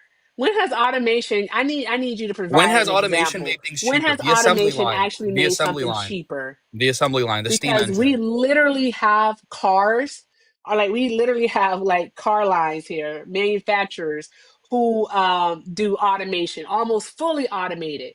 Like you can look at a Tesla, you can look at who else? You can look at a Ford, a GM, a Chrysler. You can look at them. Are those cars cheaper? Are they Yes, cheaper? they No, are they're not cheaper, significantly dear. cheaper My because of dear, no, they're automated. not. Why do you think No, they're goods? not. Okay, Erica. Why are goods that come from China? Bruh, is this Why are they? real? Why are goods that come from China? Why are they significantly Hey, cheaper? Chris. I'm sorry, Trace. I didn't hear you. Why are goods that come from China and products that come from China? Why is it It's cheaper? because China actually has the manufacturing capability to produce at a cheaper price than the United States does, Okay, and when you say manufacturing because they capacity, have more.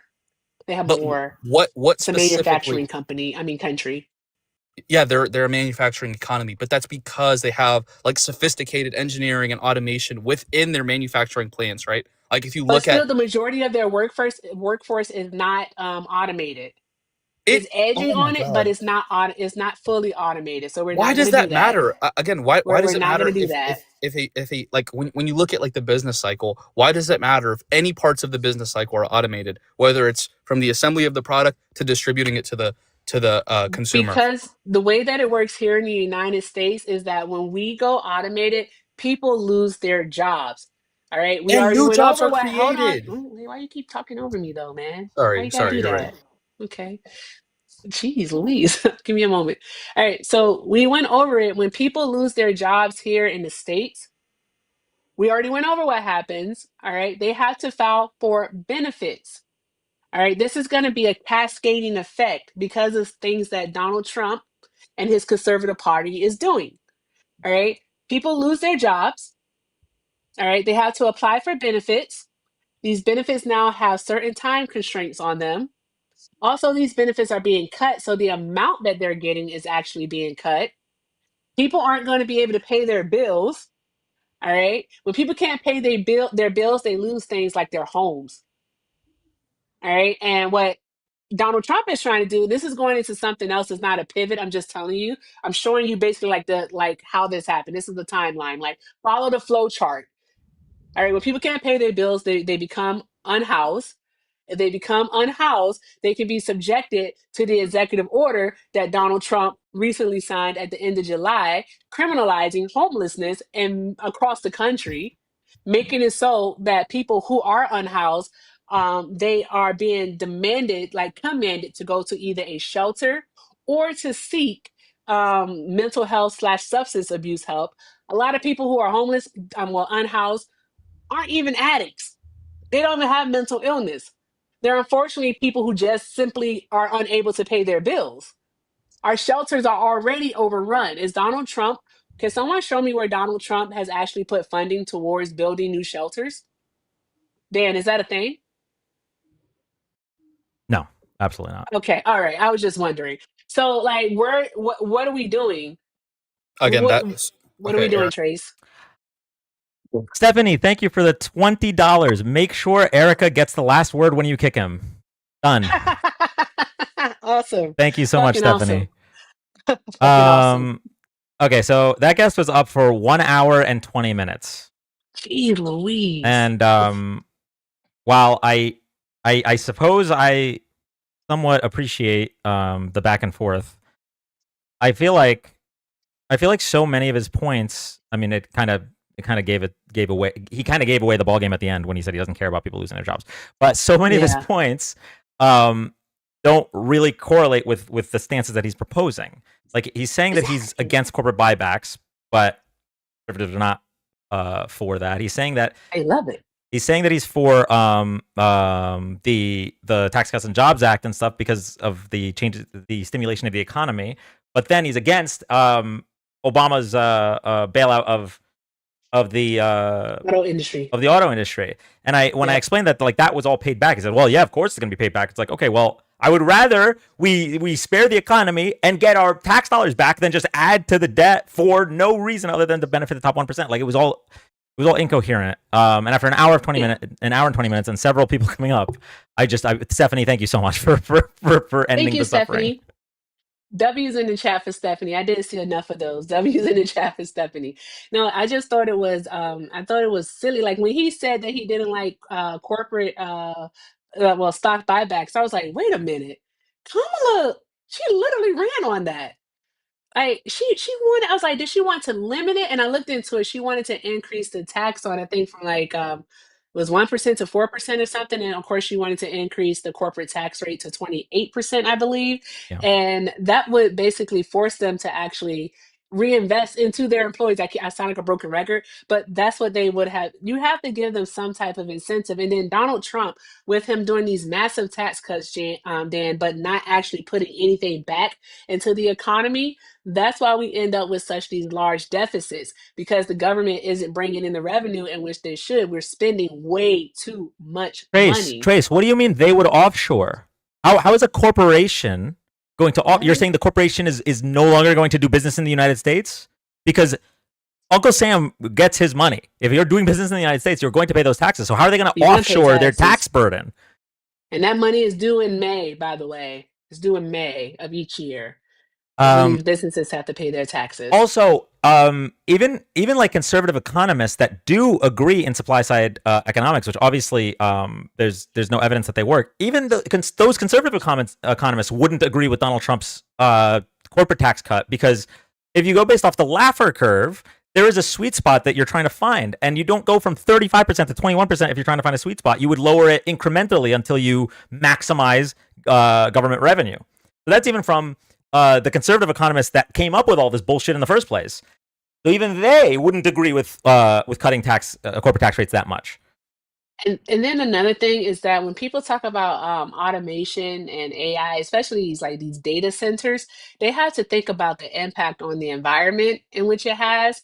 Like, bro, we're running out of water. Like Arizona, California, basically the Southwest is experiencing a drought, like a really bad drought. We don't have enough water for it. Like AI takes a lot of water. It'll wreak havoc on our ecosystem. And they don't care though. They're just like, oh, automation, that sounds good. I don't care if people lose their jobs. And you also don't fucking Rep, stop spamming, please. I can curse here. You Yeah. also don't fucking care if we have a planet to live on, obviously. Like, guys, what's happening here? Like, why? Hey Gucci. Yeah. If you're here for the first time, thank you so much for joining. We are live Friday, Saturday, and Sunday nights doing live political debates, political discussions, and fact checks. So if you like this content, drop a follow, tap the screen. Thank you all so much. Also, if you aren't following Erica, you are messing up. You need to drop a follow, Erica Shante. They don't work, but they win elections, I guess. House, Senate, executive, and judicial. I love this argument. This is such a good argument.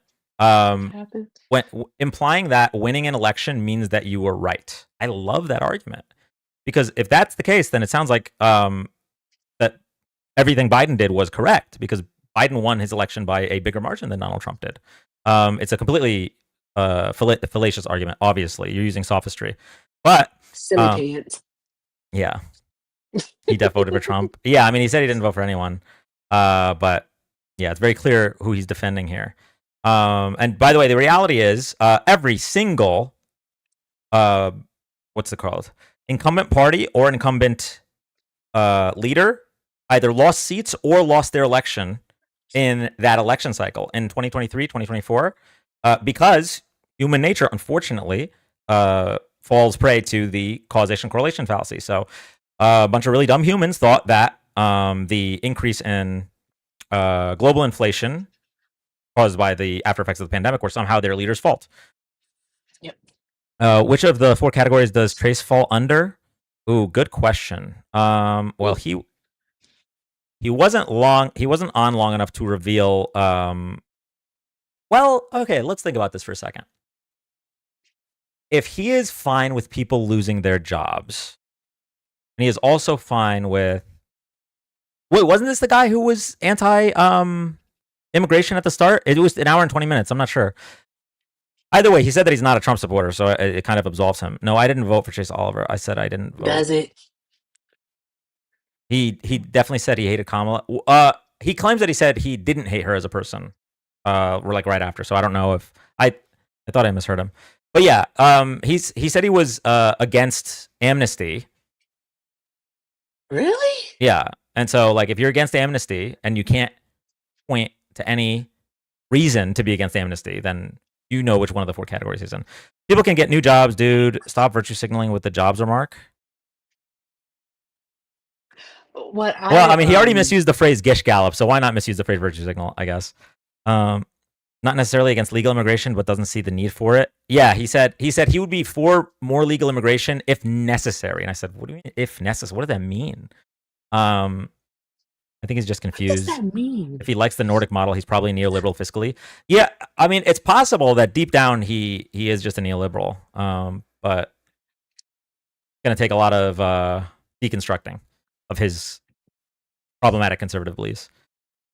I just think that people have to look at trends and see exactly what has happened in the past, and so we can see how it's going to actually impact the future. I think anyone who is making like less than 400, $300,000 a year should never vote red. You should never vote for a Republican because every time a Republican actually comes into office, they do supply side economics. We get our trickle down, and then guess what ends up happening? All right, the bottom 20%, the mid 60%, like we just it sucks for us. We get hit the hardest. We lose under them. Whereas under Democratic presidents, they do basically, I call it trickle up economics. And what we see is that all the brackets actually have gains, even the largest. Like they have gains. That's why I always tell people, like, even under Kamala Harris with her tax plan, you still would have money. It's just that we all would have money instead of under Trump, only you have money. The rest of us don't have any money. Heavy. That's the kill shot for all the Nazis that want to come up and talk about declining birth rates, and say that it has nothing to do with white people. That's the kill shot. If you care about declining birth rates, then you should be for as much immigration as possible. The reason they're not is because they're talking about a very specific declining birth rate. They don't want no brown babies. Yeah. I'm sorry. Can I say it, Dan? Can I say it? You can say whatever you want. They just want white babies. Arizona Drinks is literally the best business model. Wait. Okay, let's see if we have anyone else in the guest box. I do. I know Sample Text wants to come up. Okay, and if there's no MAGA, I will bring Sample Text up. Although I know there's one thing that he was talking about with Santana that I do agree with Sample Text. I think Santana might have misspoke in that unemployment is relatively stable, but job growth has declined. And that's really the bad economic indicator that we're looking at there. So if that's why you're coming up, sample text, then I got you. Yeah, but overall, though, like, yes, job growth is remaining fairly stable. Well, no, job growth is job not, growth but is the decline. Yeah. unemployment rate is remaining pretty stable. I mean, coming from 4.1 to 4.2 isn't some massive jump, all right? Yeah. But when we dig deeper into it and look at the different demographics that make up the unemployment rate, we see that for Black folks, it's increasing at an exponential rate. Like it's getting higher and higher, higher, higher, higher, and it's going to keep going that way. Again, we know why. I'm just going to say it, racism. But I mean, like we're seeing it, and if this trend continues, then we're definitely going to see the numbers skyrocket. And I hope it doesn't come as a surprise to anyone. So I hope people are just prepared. All right. Trey said, "I'll come back with my numbers in front of me." Okay, but you do have to come back another day because you were kicked by a member of the community. So you can come back tomorrow with the numbers. That would be perfect. Thank you. Have a good night. Erica, you might want to wash your pickle outfit because Dan was wearing it last. You were a pickle last night? No, Dan? okay. Hold on. It was I for go out with my friends. it was and you for become a 3 pickle? It was for 3 seconds because Max said I only had one dance move. So I changed the filter to the pickle dance move and I said, "See, I have this too." And then I turned it off. It was 3 seconds just because Mac was being bratty. No. That's crazy work. Hey, Mac, do you know that the other night, Dan stopped by and was hanging out, and then like we were about to do pickle time, and he was all like, "I have to go." Tell her why I said I had to go. I don't remember. I said that I promised Mac I would be in bed an hour ago. That's irrelevant to the conversation. Oh, okay. Man has stayed up for 24 hours like 5 times. Whoa. Okay, 3 times. Go to sleep, bro. 3 times in the last month. Okay, I don't know why she's exaggerating the numbers. Exaggerating the numbers. I think Mac is telling the truth. Yeah, I think Why you're would I over. lie? Yeah. No, Mac is lying right now. Okay, she is Whoa. lying.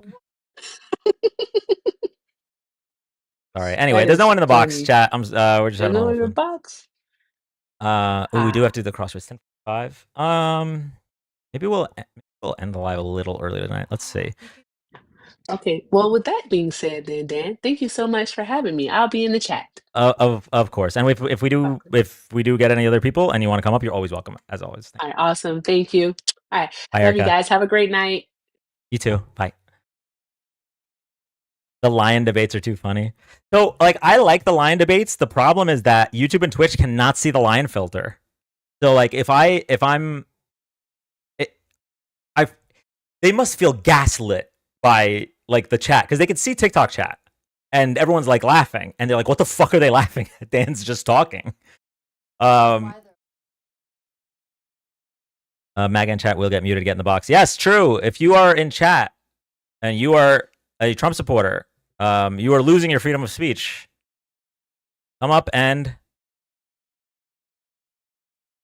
defend your candidate. They can see the pickle though. Whoa! Wait! What are we talking about? We did have. Oh, for pickle time. No, they can't see that either. Actually.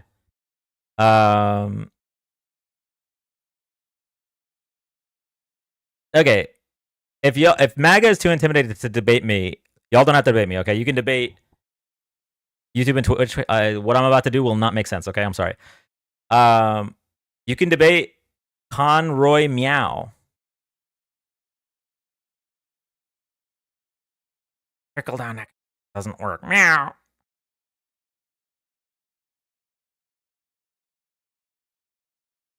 Or if you're not a cat person, I don't have a name for this dog. Y'all are gonna have to name it.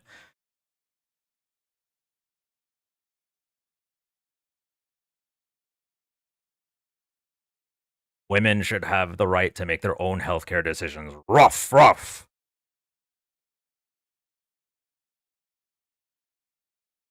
Or if that's too much for you, if you don't have that dog in you, then you can debate Harry. Lizard.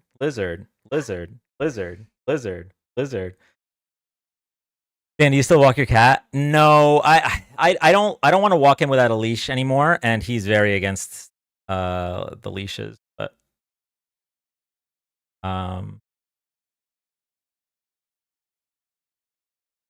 all right, this is what we're gonna do. We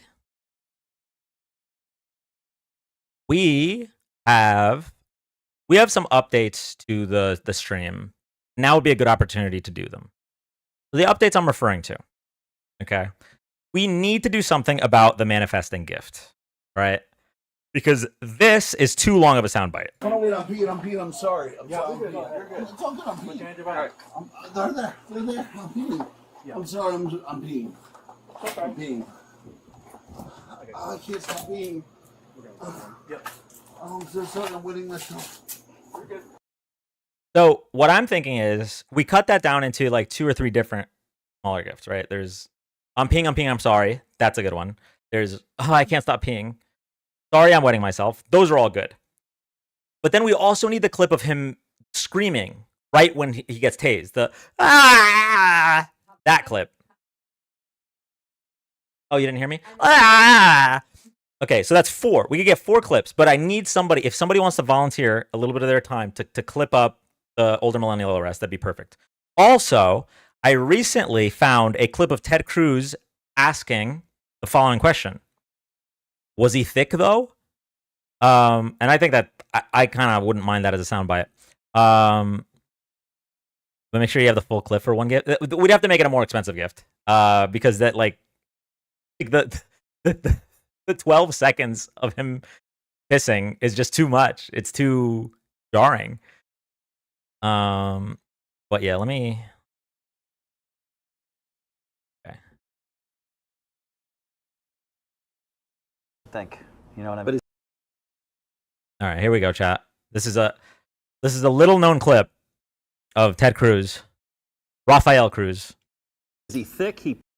Man, you kind of. I feel like shorter than you'd think. You know what I mean? But is he thick? He plays strong. Oh my. But is he thick? Honestly, wait. Even his original question is a good soundbite. Hold on. Yeah. So I had Draymond Green come and film with us, and of course the network loved that. He's a really good player, man. I've worked hard with him. Yeah, I've worked really hard with Data. How big is he? How big is he? That could be a good clip. What's wild is how big is he? And then he needed a follow-up. But is he thick? Is that Phil? Yeah. I didn't know that this poker game took place. Apparently this was in 2021. It's Phil Hellmuth, Mr. Beast, Alexandra Botez, Graham Stephan, Ted Cruz, absolute, I don't want to say nightmare blunt rotation, because I don't really have a problem with Alexandra. No, Bryce Hall wasn't at this game. Unless somebody has a reason to hate Alexandra Botez. I don't have a reason to yet. But everyone else there. Was Mr. Beast on there? Yeah, Mr. Beast was on there. Went all in his first hand and lost. But yeah, so we have Ted Cruz thirsting after Draymond Green. We have older millennial pissing himself. Are there any other sound bites that we should include? We should probably include. There's been so many Trump sundowning sound bites in the past like 3 weeks that we can definitely include. Like, I wouldn't mind including this. Because we're going favored nations. We want the same price. This one right here. 1,200, 13. We've cut drug prices by 1,200, 1,300, 1,400, 1,500%. It's kind of long. Also, he says the word drug. I don't want TikTok to be like, hey, can we add the heaven one? Wait, I thought he just wrote that he wanted to get into heaven. He said he wanted to get into heaven? Nobody knows. Maybe just the numbers. Yeah, 1,400, 1,500, 6. Yeah. That's a good idea. Just the numbers. He said it on Fox and Friends? Oh, okay. We're looking that up.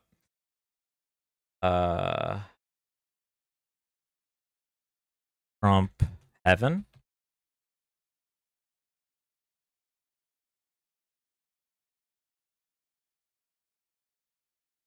If I can save 7,000 people a week from being killed, I think that's I want to try and get to heaven if possible. I'm hearing. I want to try to get to heaven if possible would be a good clip.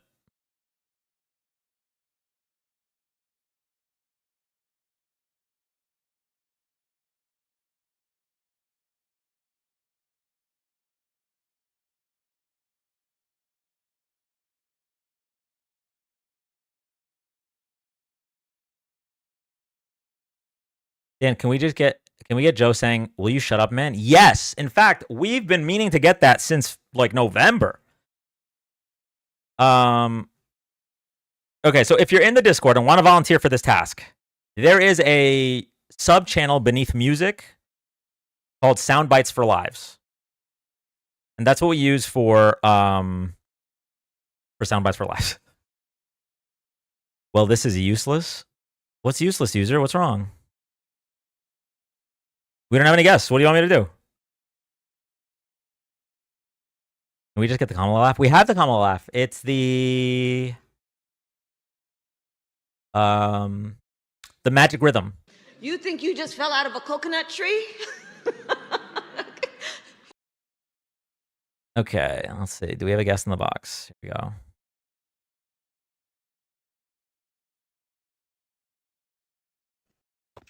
Hi, welcome up. Hello. How are you doing? I'm doing all right. How are you? Pretty good. So what's up? Do you disagree with the prompt?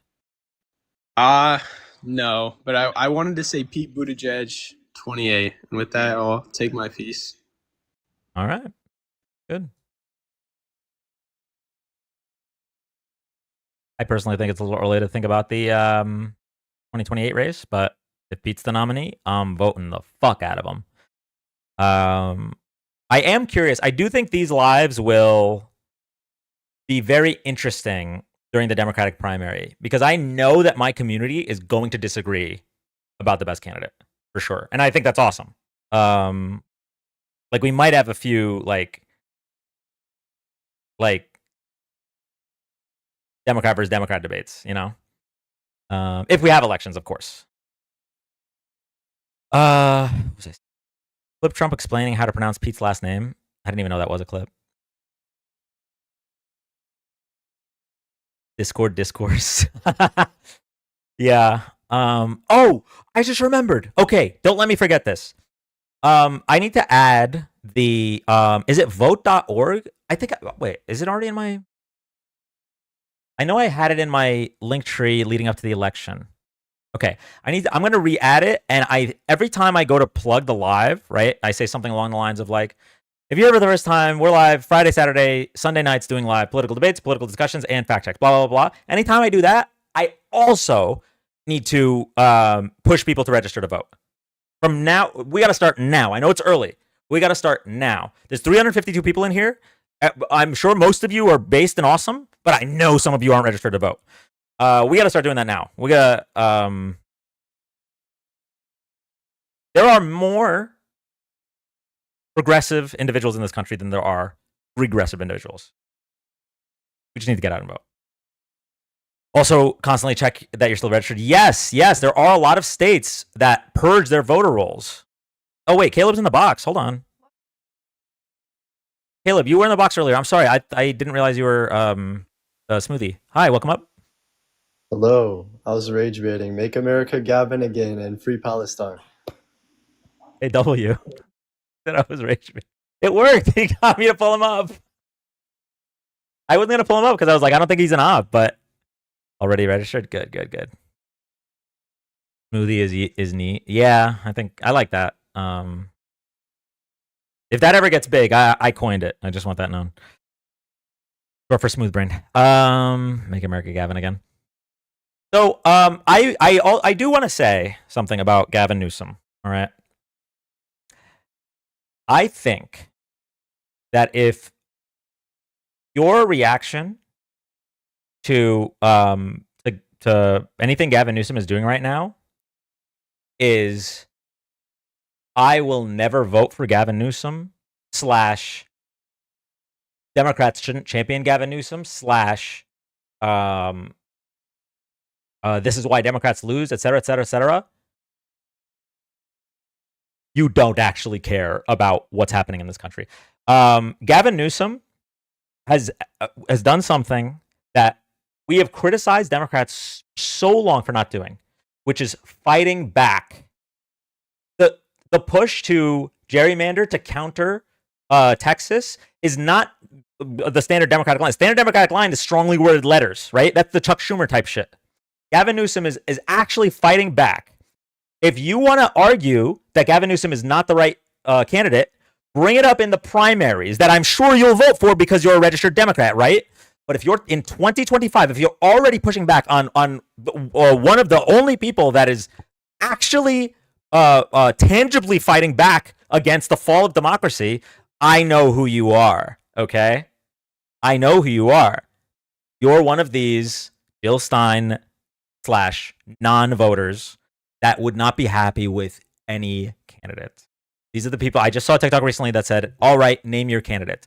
These people do not have an ideal Democratic candidate because they're not liberals. They're not progressives even.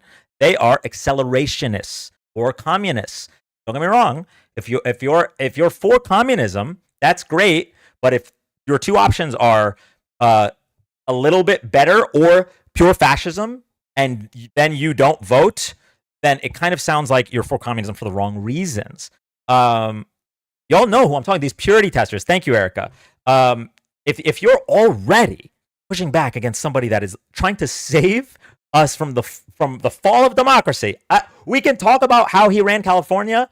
Once he announces that he's running for president, he's not even running for president yet. We will have time to talk about that. But right now, let this man cook. Jesus. I'm so glad I brought Gavin into this. Yeah. And I mean, it's very possible that I am not going to support Gavin in the primaries. Very possible.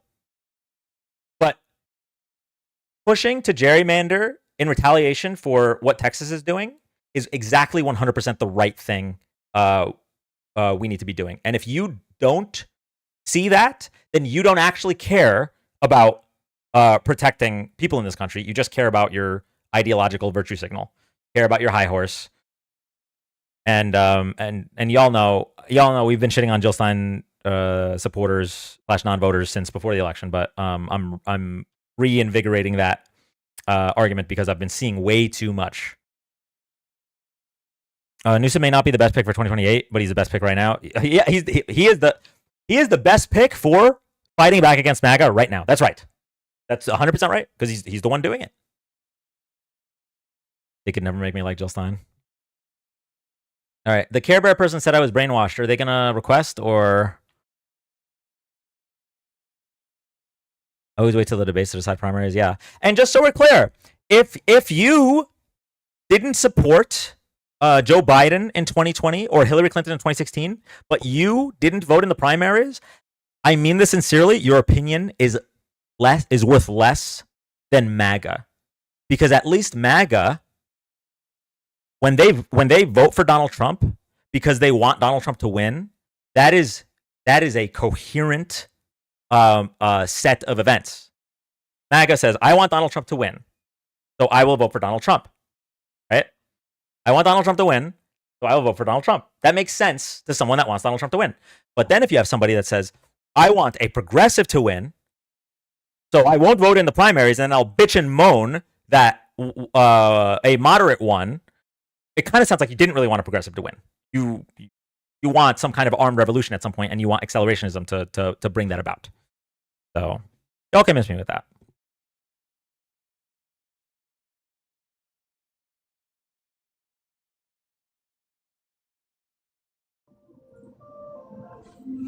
Genuinely, no. Dan. Thank you, Olivia, for the confetti. Why wouldn't you vote for Gavin? Just wondering. Honestly, I'm not. I'm ambivalent until he announces and I research his record. Right now, I know what I see, and that's all.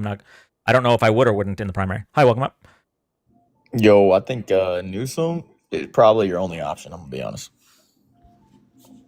Why do I keep getting muted? Because I don't agree with you. When we don't have any guests in the box, if you're MAGA, then you get muted so that you have to come up and prove that you're a real person.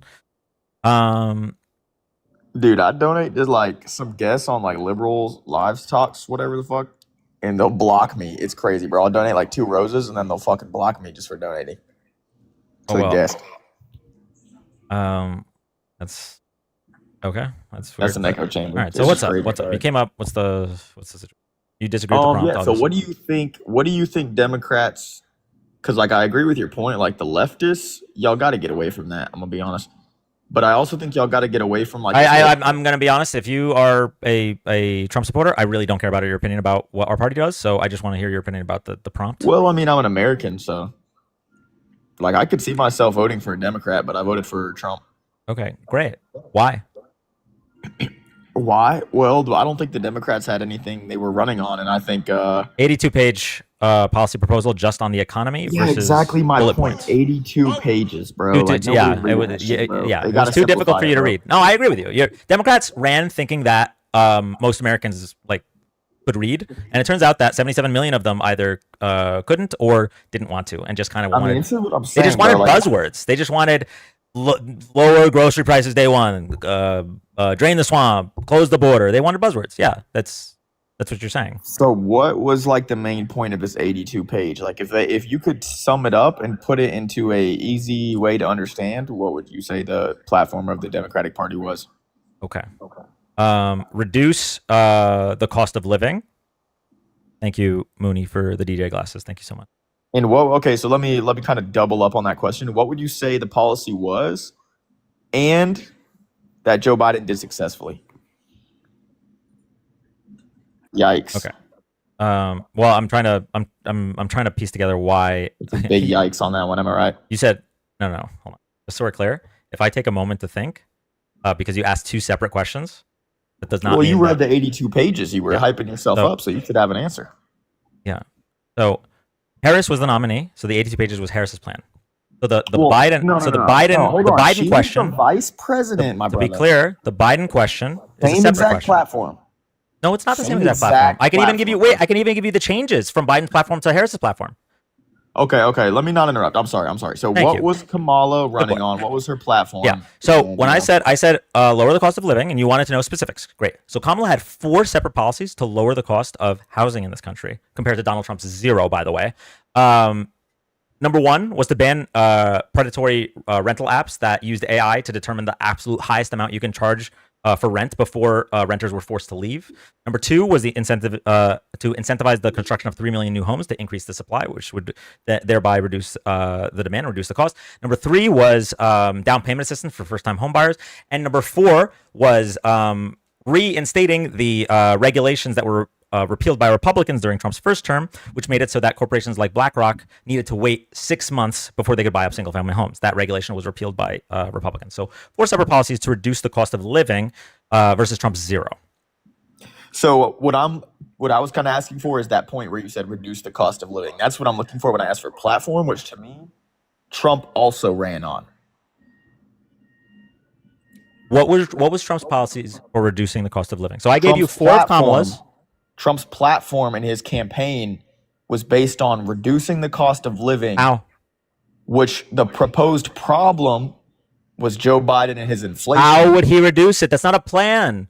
Hold on. This See is like what I'm gonna- the kids that are running for Listen. student president that want to do free pizza. How?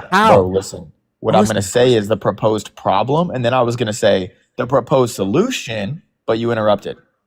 What solution? Go ahead. Okay. The proposed problem. I don't care Joe about the proposed Biden's problem. Give me his inflation, plan. What is his plan? Cost of living. What is his The plan? proposed solution. Build in America. Manufacture in America. Okay. Help the farmers. Awesome. Now, so his plan is to build in America. How is he going to accomplish that? With tariffs, right? Yes, sir. Okay, but I thought tariffs were a negotiating tactic to get more favorable trade deals.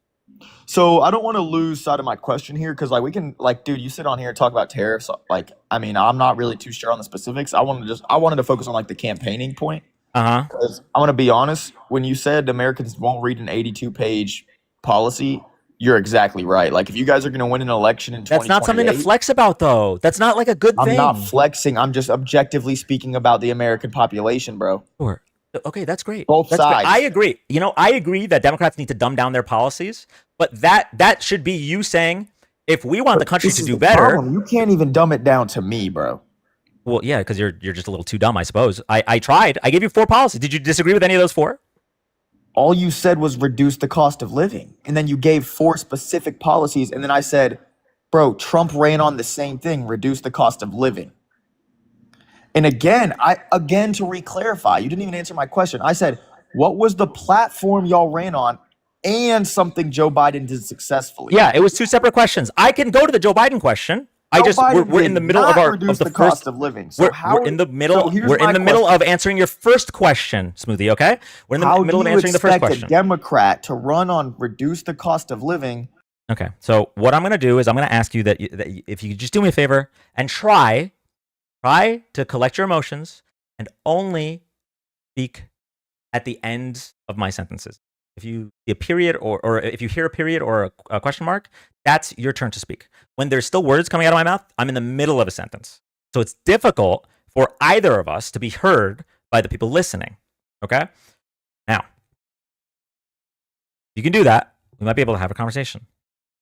So, if you'd like, we can pivot back to Joe Biden, but what you just said was that the 4 specific policies to lower the cost of living in this country are balanced out or defeated by Trump's policy of Make in America. Number 1, the policies I proposed would reduce the cost of housing, and nothing Donald Trump has proposed would reduce the cost of housing. But let's, I guess, ignore that for a second. Even the policy of Make in America is incoherent with his proposals for tariffs because he says they're to negotiate better trade deals. So this is what I'm going to try to bring. I'm not pivoting. I'm going to try to bring it back to the conversation about Americans won't read 82 pages. So when they look at a Democrat campaigning and saying, we're going to bring the cost of living down, and then they look at 4 years of it and they say, well, that didn't happen. And then they look at Trump's first 4 years where the prices were very good. What do you think the American public is going to say? Who are they going to vote for? The guy who did it successfully for 4 years? or the guy who is just proposing policies that will never get passed in a Republican majority House and Senate. It's very easy for Kamala to say, oh, yes, these are the 4 things we're going to do, but nobody trusts her after being VP for somebody who did the opposite. Okay. So again, I'm going to ask my question. What is something that Democrats should run on in 2028 that they've done successfully? And I think you guys need to drop this whole anti-MAGA thing. Okay, I got They you. voted I got they you. voted for Trump twice. I got So you. you guys, and like that's the thing. Newsom is not going to win an election being anti-MAGA, anti-Trump. Trump isn't even running.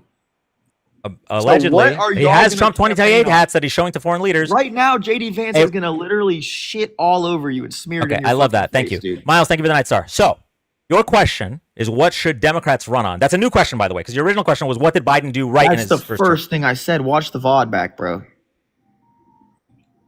That was literally my first question coming up here was what are Democrats going to campaign on, bro?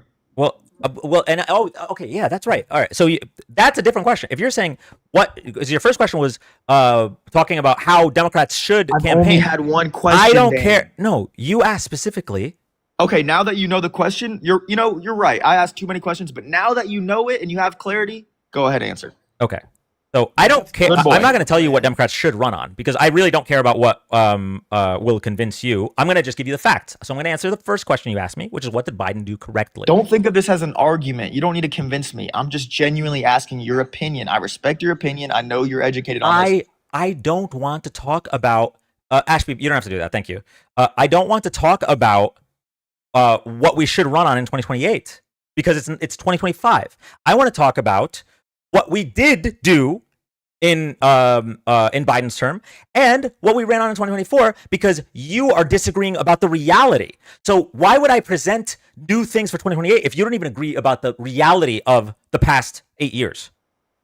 Because I honestly think the Democrats are in a shit show.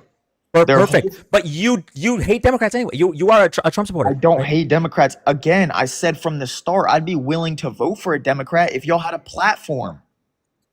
I'm trying to explain to you that we did have a platform in 2024. Just because you didn't read it. You haven't had a platform since fucking 2012, my boy. When Obama ran on border security. And then all of a sudden y'all started saying we need to fucking build a transgender army. And that's what Wait. Whose platform was that? Wait, talk to me about that one. Which president proposed the transgender army platform? Joe Biden. He's the one that came Pull in up the clip. Pull up the clip. Pull up the clip, and I'll send you $1,000 right now. Americans care about. No, shut the fuck up. Pull up the clip of Joe Biden saying we need a transgender army, and I'll give you $1,000 right now. Dude, obviously that was hyperbole, bro. Okay. All right. So how about you hold the hyperboles, right? And we talk about the fact that you voted based off entirely vibes and feelings, right? What you just said, you said that the Democrats don't have a policy, and I explained to you. No, border that they have- security is not vibes and feelings. Okay. Well, what is it? Abortion? Border security. Border and security. Cost of living. Oh, okay. All right. So no. That's great. You're going to different topics because you lost on cost of living, right? You still because haven't answered my question. You notice how you can't name one thing they should platform on in 2028? No, you keep changing your question. I'm not going to. No. The question you're asking, I'm not going to answer. That's not what the live is about. The live is not about what should Democrats do to win in 2028. The live is about you guys being wrong. That's what the live's about. So I'm not going to tell you what Democrats should do in 2028 because the things that we did in 2024, you don't even believe happened. What's the point? So what I need to do is I need to get you to the same reality that I'm living in before we can talk about strategy for So 2028. you want to talk about conservatives? That's more of a culture debate, I feel like. That's not even policy. No, I'm literally talking about conservative policy. All of it. That's all I'm talking about. And you guys are wrong about everything. You're wrong about policy regarding the economy. You're wrong about policy involving the border. And we could talk about that. You don't want to. You want to talk about which Democrat bumper sticker policies would be the best. How to dumb down a 82-page platform into 20 bullet points like Trump did. I don't want to talk about that.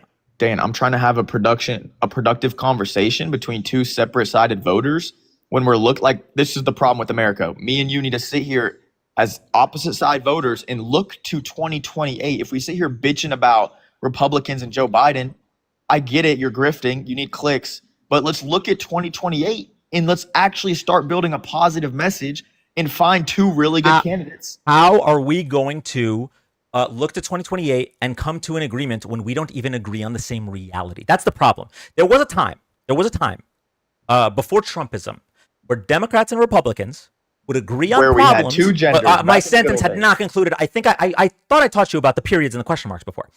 Where Democrats and Republicans agreed about the problems but disagreed about the solutions. But right now, we can't even agree about the problems. Destroyed by stupid people. Thank you, Emmy. We can't even agree about the problems because you guys can't even agree on reality. So, you know what? How about this? I promise that we'll talk about 2028 once we have a discussion about reality. We need to come to grips with, we need to live in the same reality. We both agree Donald Trump won the 2024 election.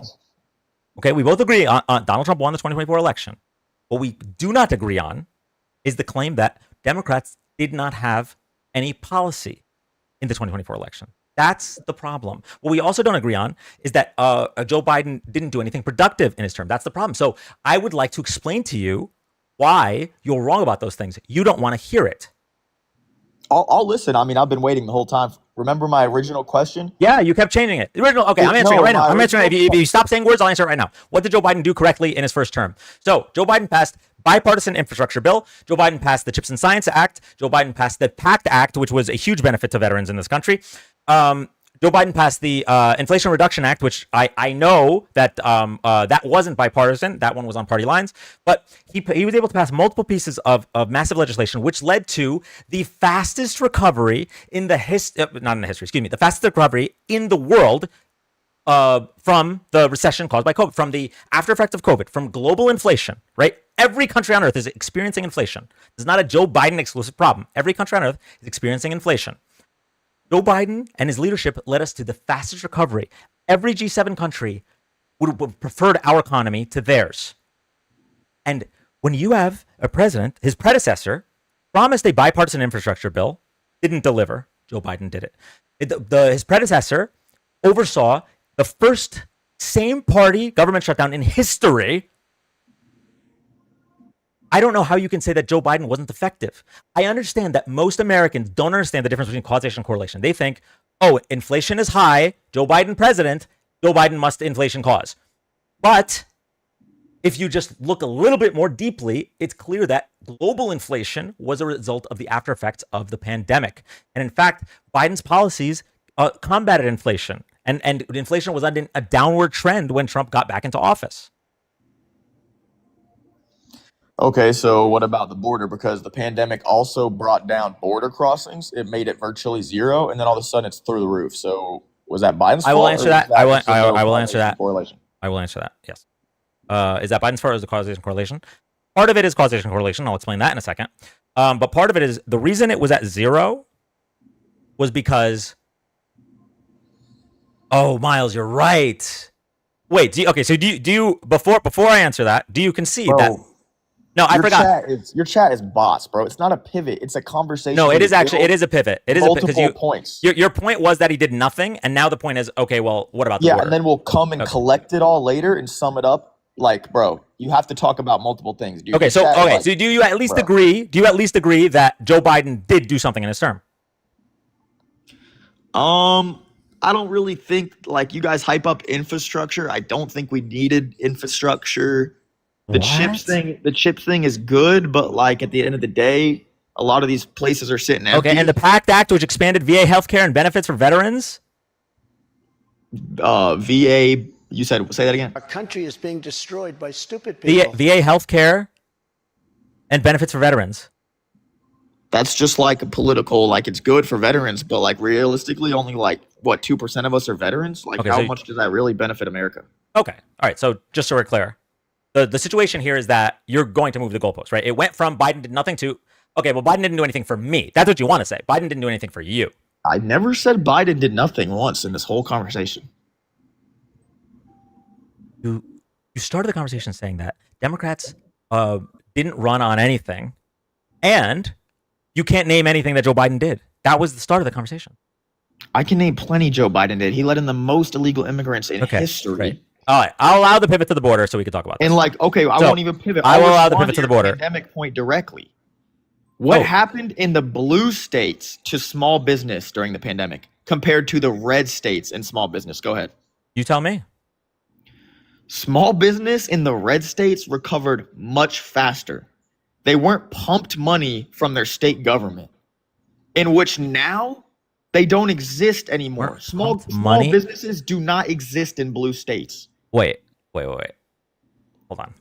They weren't pumped money from the state government. That's what you said. State and federal was giving these guys money. Red states versus blue states, small businesses. Let's just take a look because I have to. I'm so convinced you're full of shit. We'll just take a look at this. Okay. Look it up, brother. Ask ChatGPT. Ask ChatGPT. Is that where you're getting your information? Dude, ChatGPT is valid. It's the same thing as Google. Let's be real. It's probably better than Google. I mean, it cites real sources every time you ask it something. It pastes like 3 links. Anyone who thinks ChatGPT is not a legit source, I'm not going to lie, they're falling behind. That's a damn lie. Second. You know that, Dan. Come on, No. bro. It's better than Google, dude. Thank you, Miles. So okay. So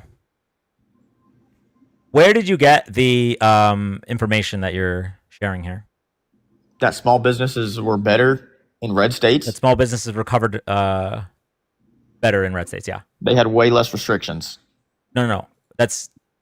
So that's what was implemented by the governors. I'm asking because you said that there are no small businesses. You can look up bankruptcies.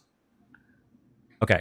So you want to go small business bankruptcies by state? Is that your where did you get this talking point? Obviously, you can look up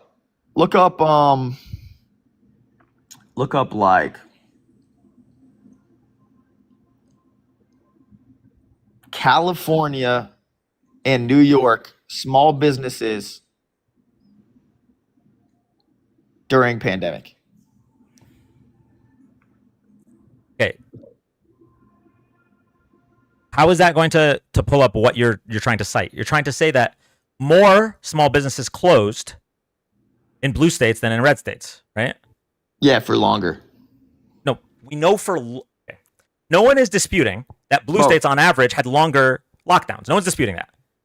Your claim was that small businesses don't even exist in blue states anymore because many of them went out of business due to the lockdowns.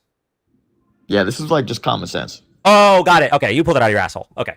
So on this live, and usually in reality, when you believe something, it's based on some kind of like fact, not just vibes and feelings. So like you proposed this argument that the small businesses are faring worse in blue states, but there's no data or evidence showing that. It's just your vibes and feelings. No, you didn't even look up any data. I can't find the thing you're citing. I just told you what to search exactly. And some keywords to throw in there.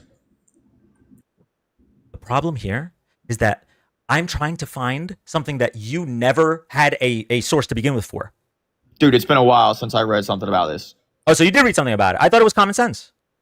Dude, it is common sense, bro. It is common sense. Blue states shut down way more and they give out more money than red states. If they gave out more money, then why would more businesses close?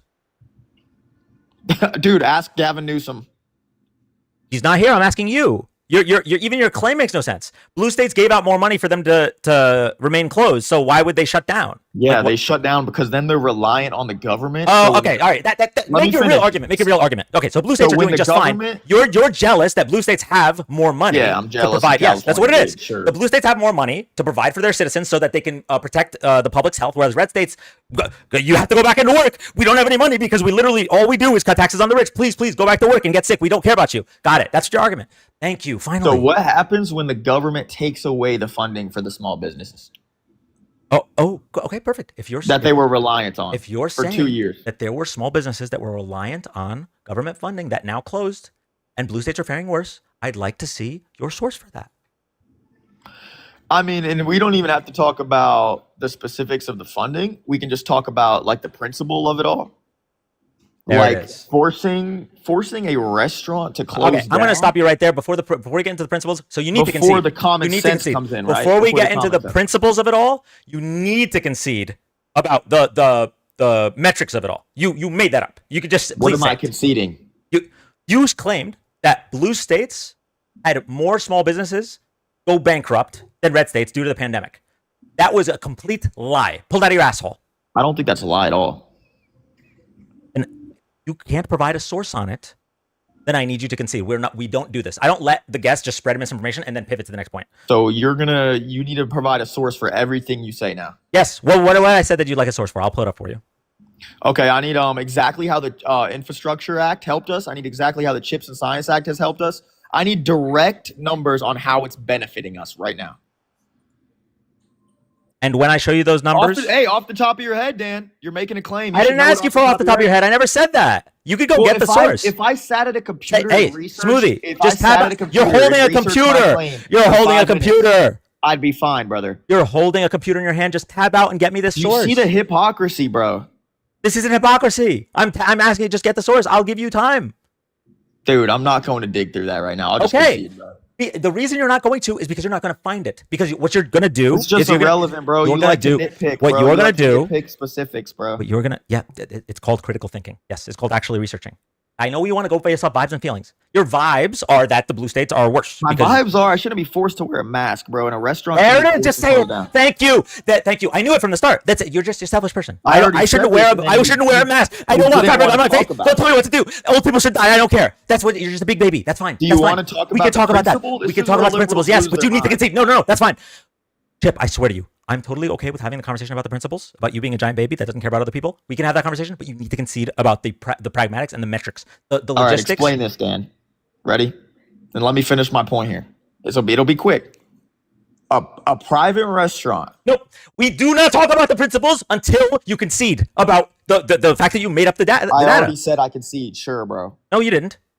This is what you need to say. I was wrong about blue states doing worse than red states. I don't think I'm wrong, though. Okay. Well, then, for us to continue this conversation, I need to live in the same reality as my guest. I can't just don't think I'm talk to somebody who believes in the red light is actually the green light. Like I need to live in the same reality. How about this? We'll be in the middle. Ready? I concede that I don't have proof for that statement, so therefore anyone watching and listening should not take that as fact. I pulled that out of my asshole, Dan. Okay. Do you think that humans should probably not have strong opinions about something if they don't have any proof of that something? I think opinions don't have to be based on facts. Like, if I think you're a fucking fruity ass cornball, I don't need like a fact to back that up. You know what I'm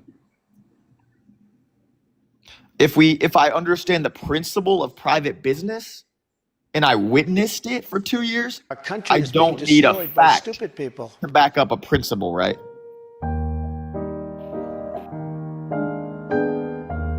This is how your girl feels. This is what she hears when you're fucking her, bro. Is this what you hear, babe? This is literally going through her head. She's like, when will this end? And then she's like, oh, in about 10 seconds. Is this what it feels like?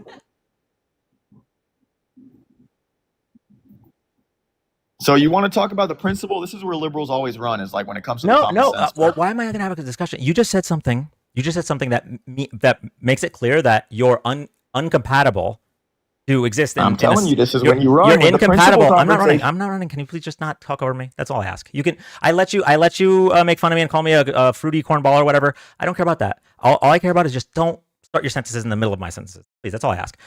So you are uncompatible with society if you feel that opinions should not have to be based in fact. That to me means that the rest of this conversation is pointless. I'm not going to be able to prove anything to you because your vibes and feelings will always supersede them. So it's a waste of time. Dan, do you think your girl is beautiful? Yes or no? And do you have facts to back up that claim? Yes, I do think she's beautiful. The facts What's your fact? The fact are, I'm not even going to say it. That'd be disrespectful, but like you could say some funny shit.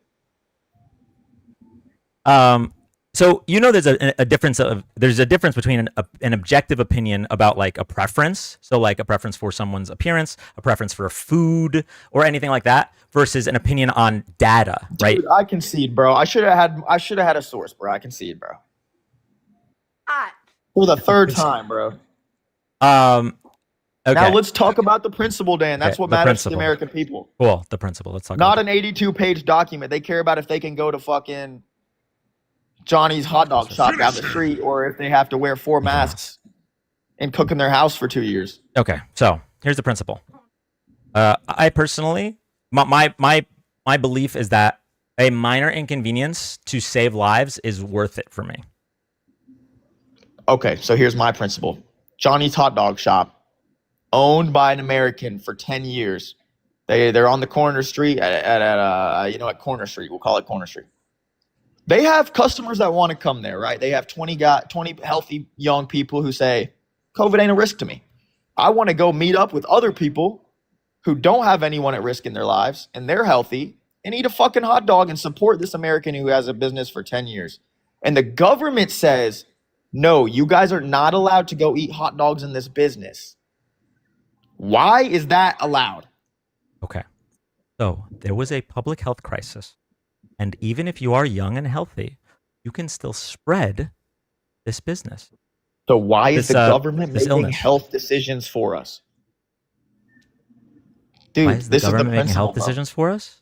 Why is the government allowed to say, we judge the threat of this virus and you don't? Even though majority of the population thinks it's not a threat. Oh, and I they need wanna you to go eat stop. a hot Majority? dog. No. We already know you don't. You pulled data points out of your asshole. Majority in South Carolina. Like if we look Okay, at a the majority in conservative South red state, Carolina, I think it's not a threat. Awesome.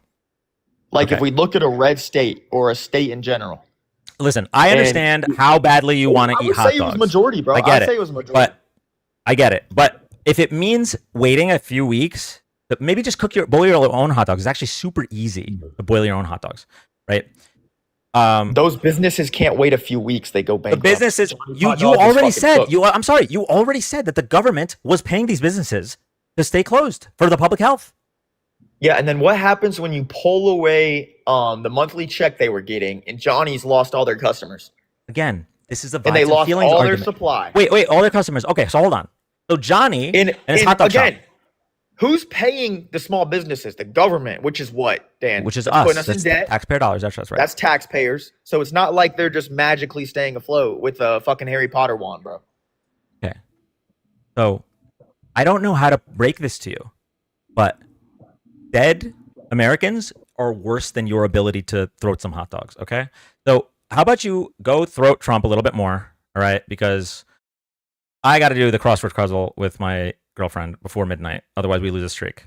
I also really don't think there's a point to having a conversation with somebody that thinks that opinions shouldn't be based in fact.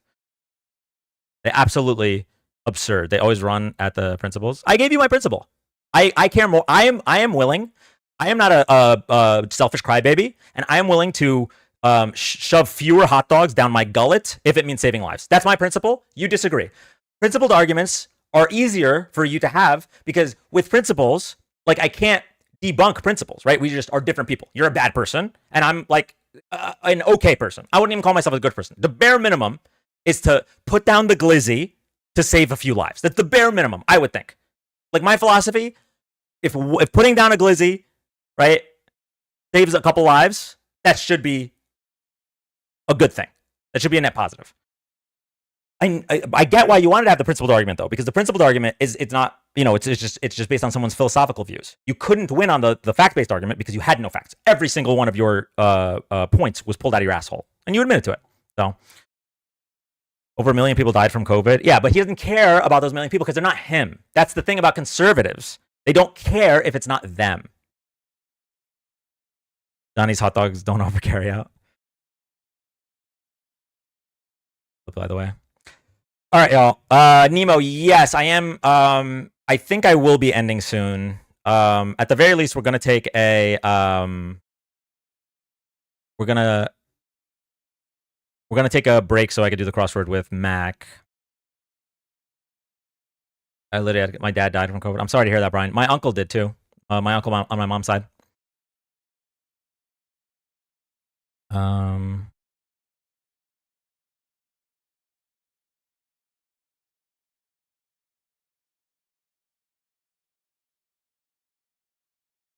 Five people. Sorry, Cheryl. Sorry, Brian. Yeah, I mean, like real people lost people. In fact, Chip probably lost people too. He just doesn't care because he really, really wanted to eat those hot dogs. Thank you, Tic Tac. By the way, for those that... Oh, wait, hold on. What do we got here?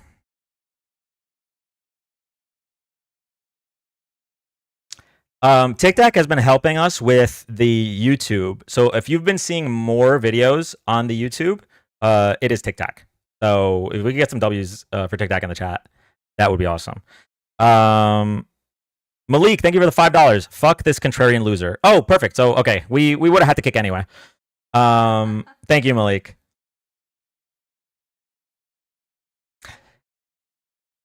Oh, no. Chip the referee followed. He's going to come back. All right, man. Come back another day. Come back another day. But next time, like bring a source to back up anything that you're saying. I'd love that. Thank you. Okay. What are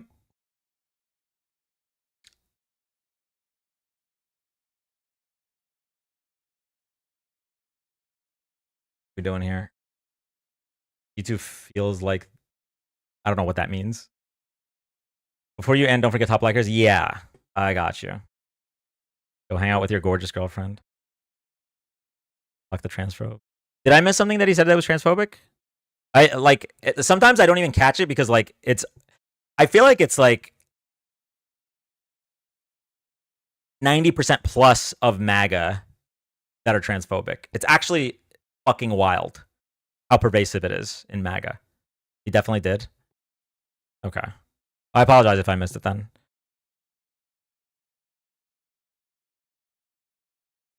First stream of consciousness. We all left when Nemo left. Good riddance. Wait, what's wrong with Nemo? What am I... Wait, what? Yeah, he threw in the what is a woman. Oh, he said that? I didn't hear that, I guess. He might have said it while I was talking, because he does that a lot.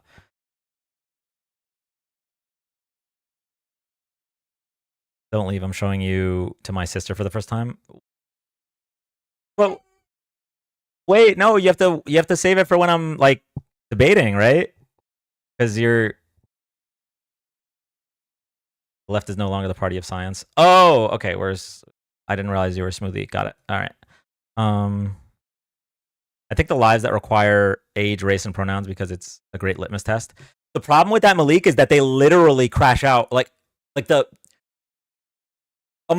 I feel like every time I watch one of those lives, the majority of guests crash out at the pronouns question. And while like it's great to like figure out who's a transphobe, it would mean the lives just don't happen. Because at the end of the day, most of MAGA are transphobic. Like Carbon does it and it's pretty funny. Okay. Here's what I'm gonna do. I'm gonna turn Angela on. Crossword puzzle. They could help us with the crossword puzzle with Angela. Oh wait, are we not cheating? Should I just end the live? Let's just end the live. Yeah. Let's just end the live. I was gonna do the crossword and then let's wrap it up. Okay. Free me? Wait, was Rome muted? Who muted Rome? Oh, with Angela. Why does Mac hate Angela? She thinks Angela's annoying. Some would say she's a jealous girlfriend. Not cheating, crowdsourcing. Carbon is awesome. Yes, I do love Carbon. One of these days, when I stay up all night, I should set up a collab with Carbon.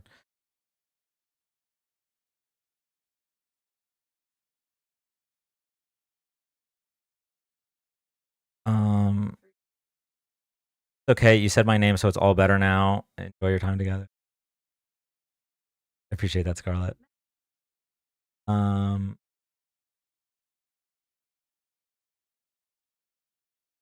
Okay, so first order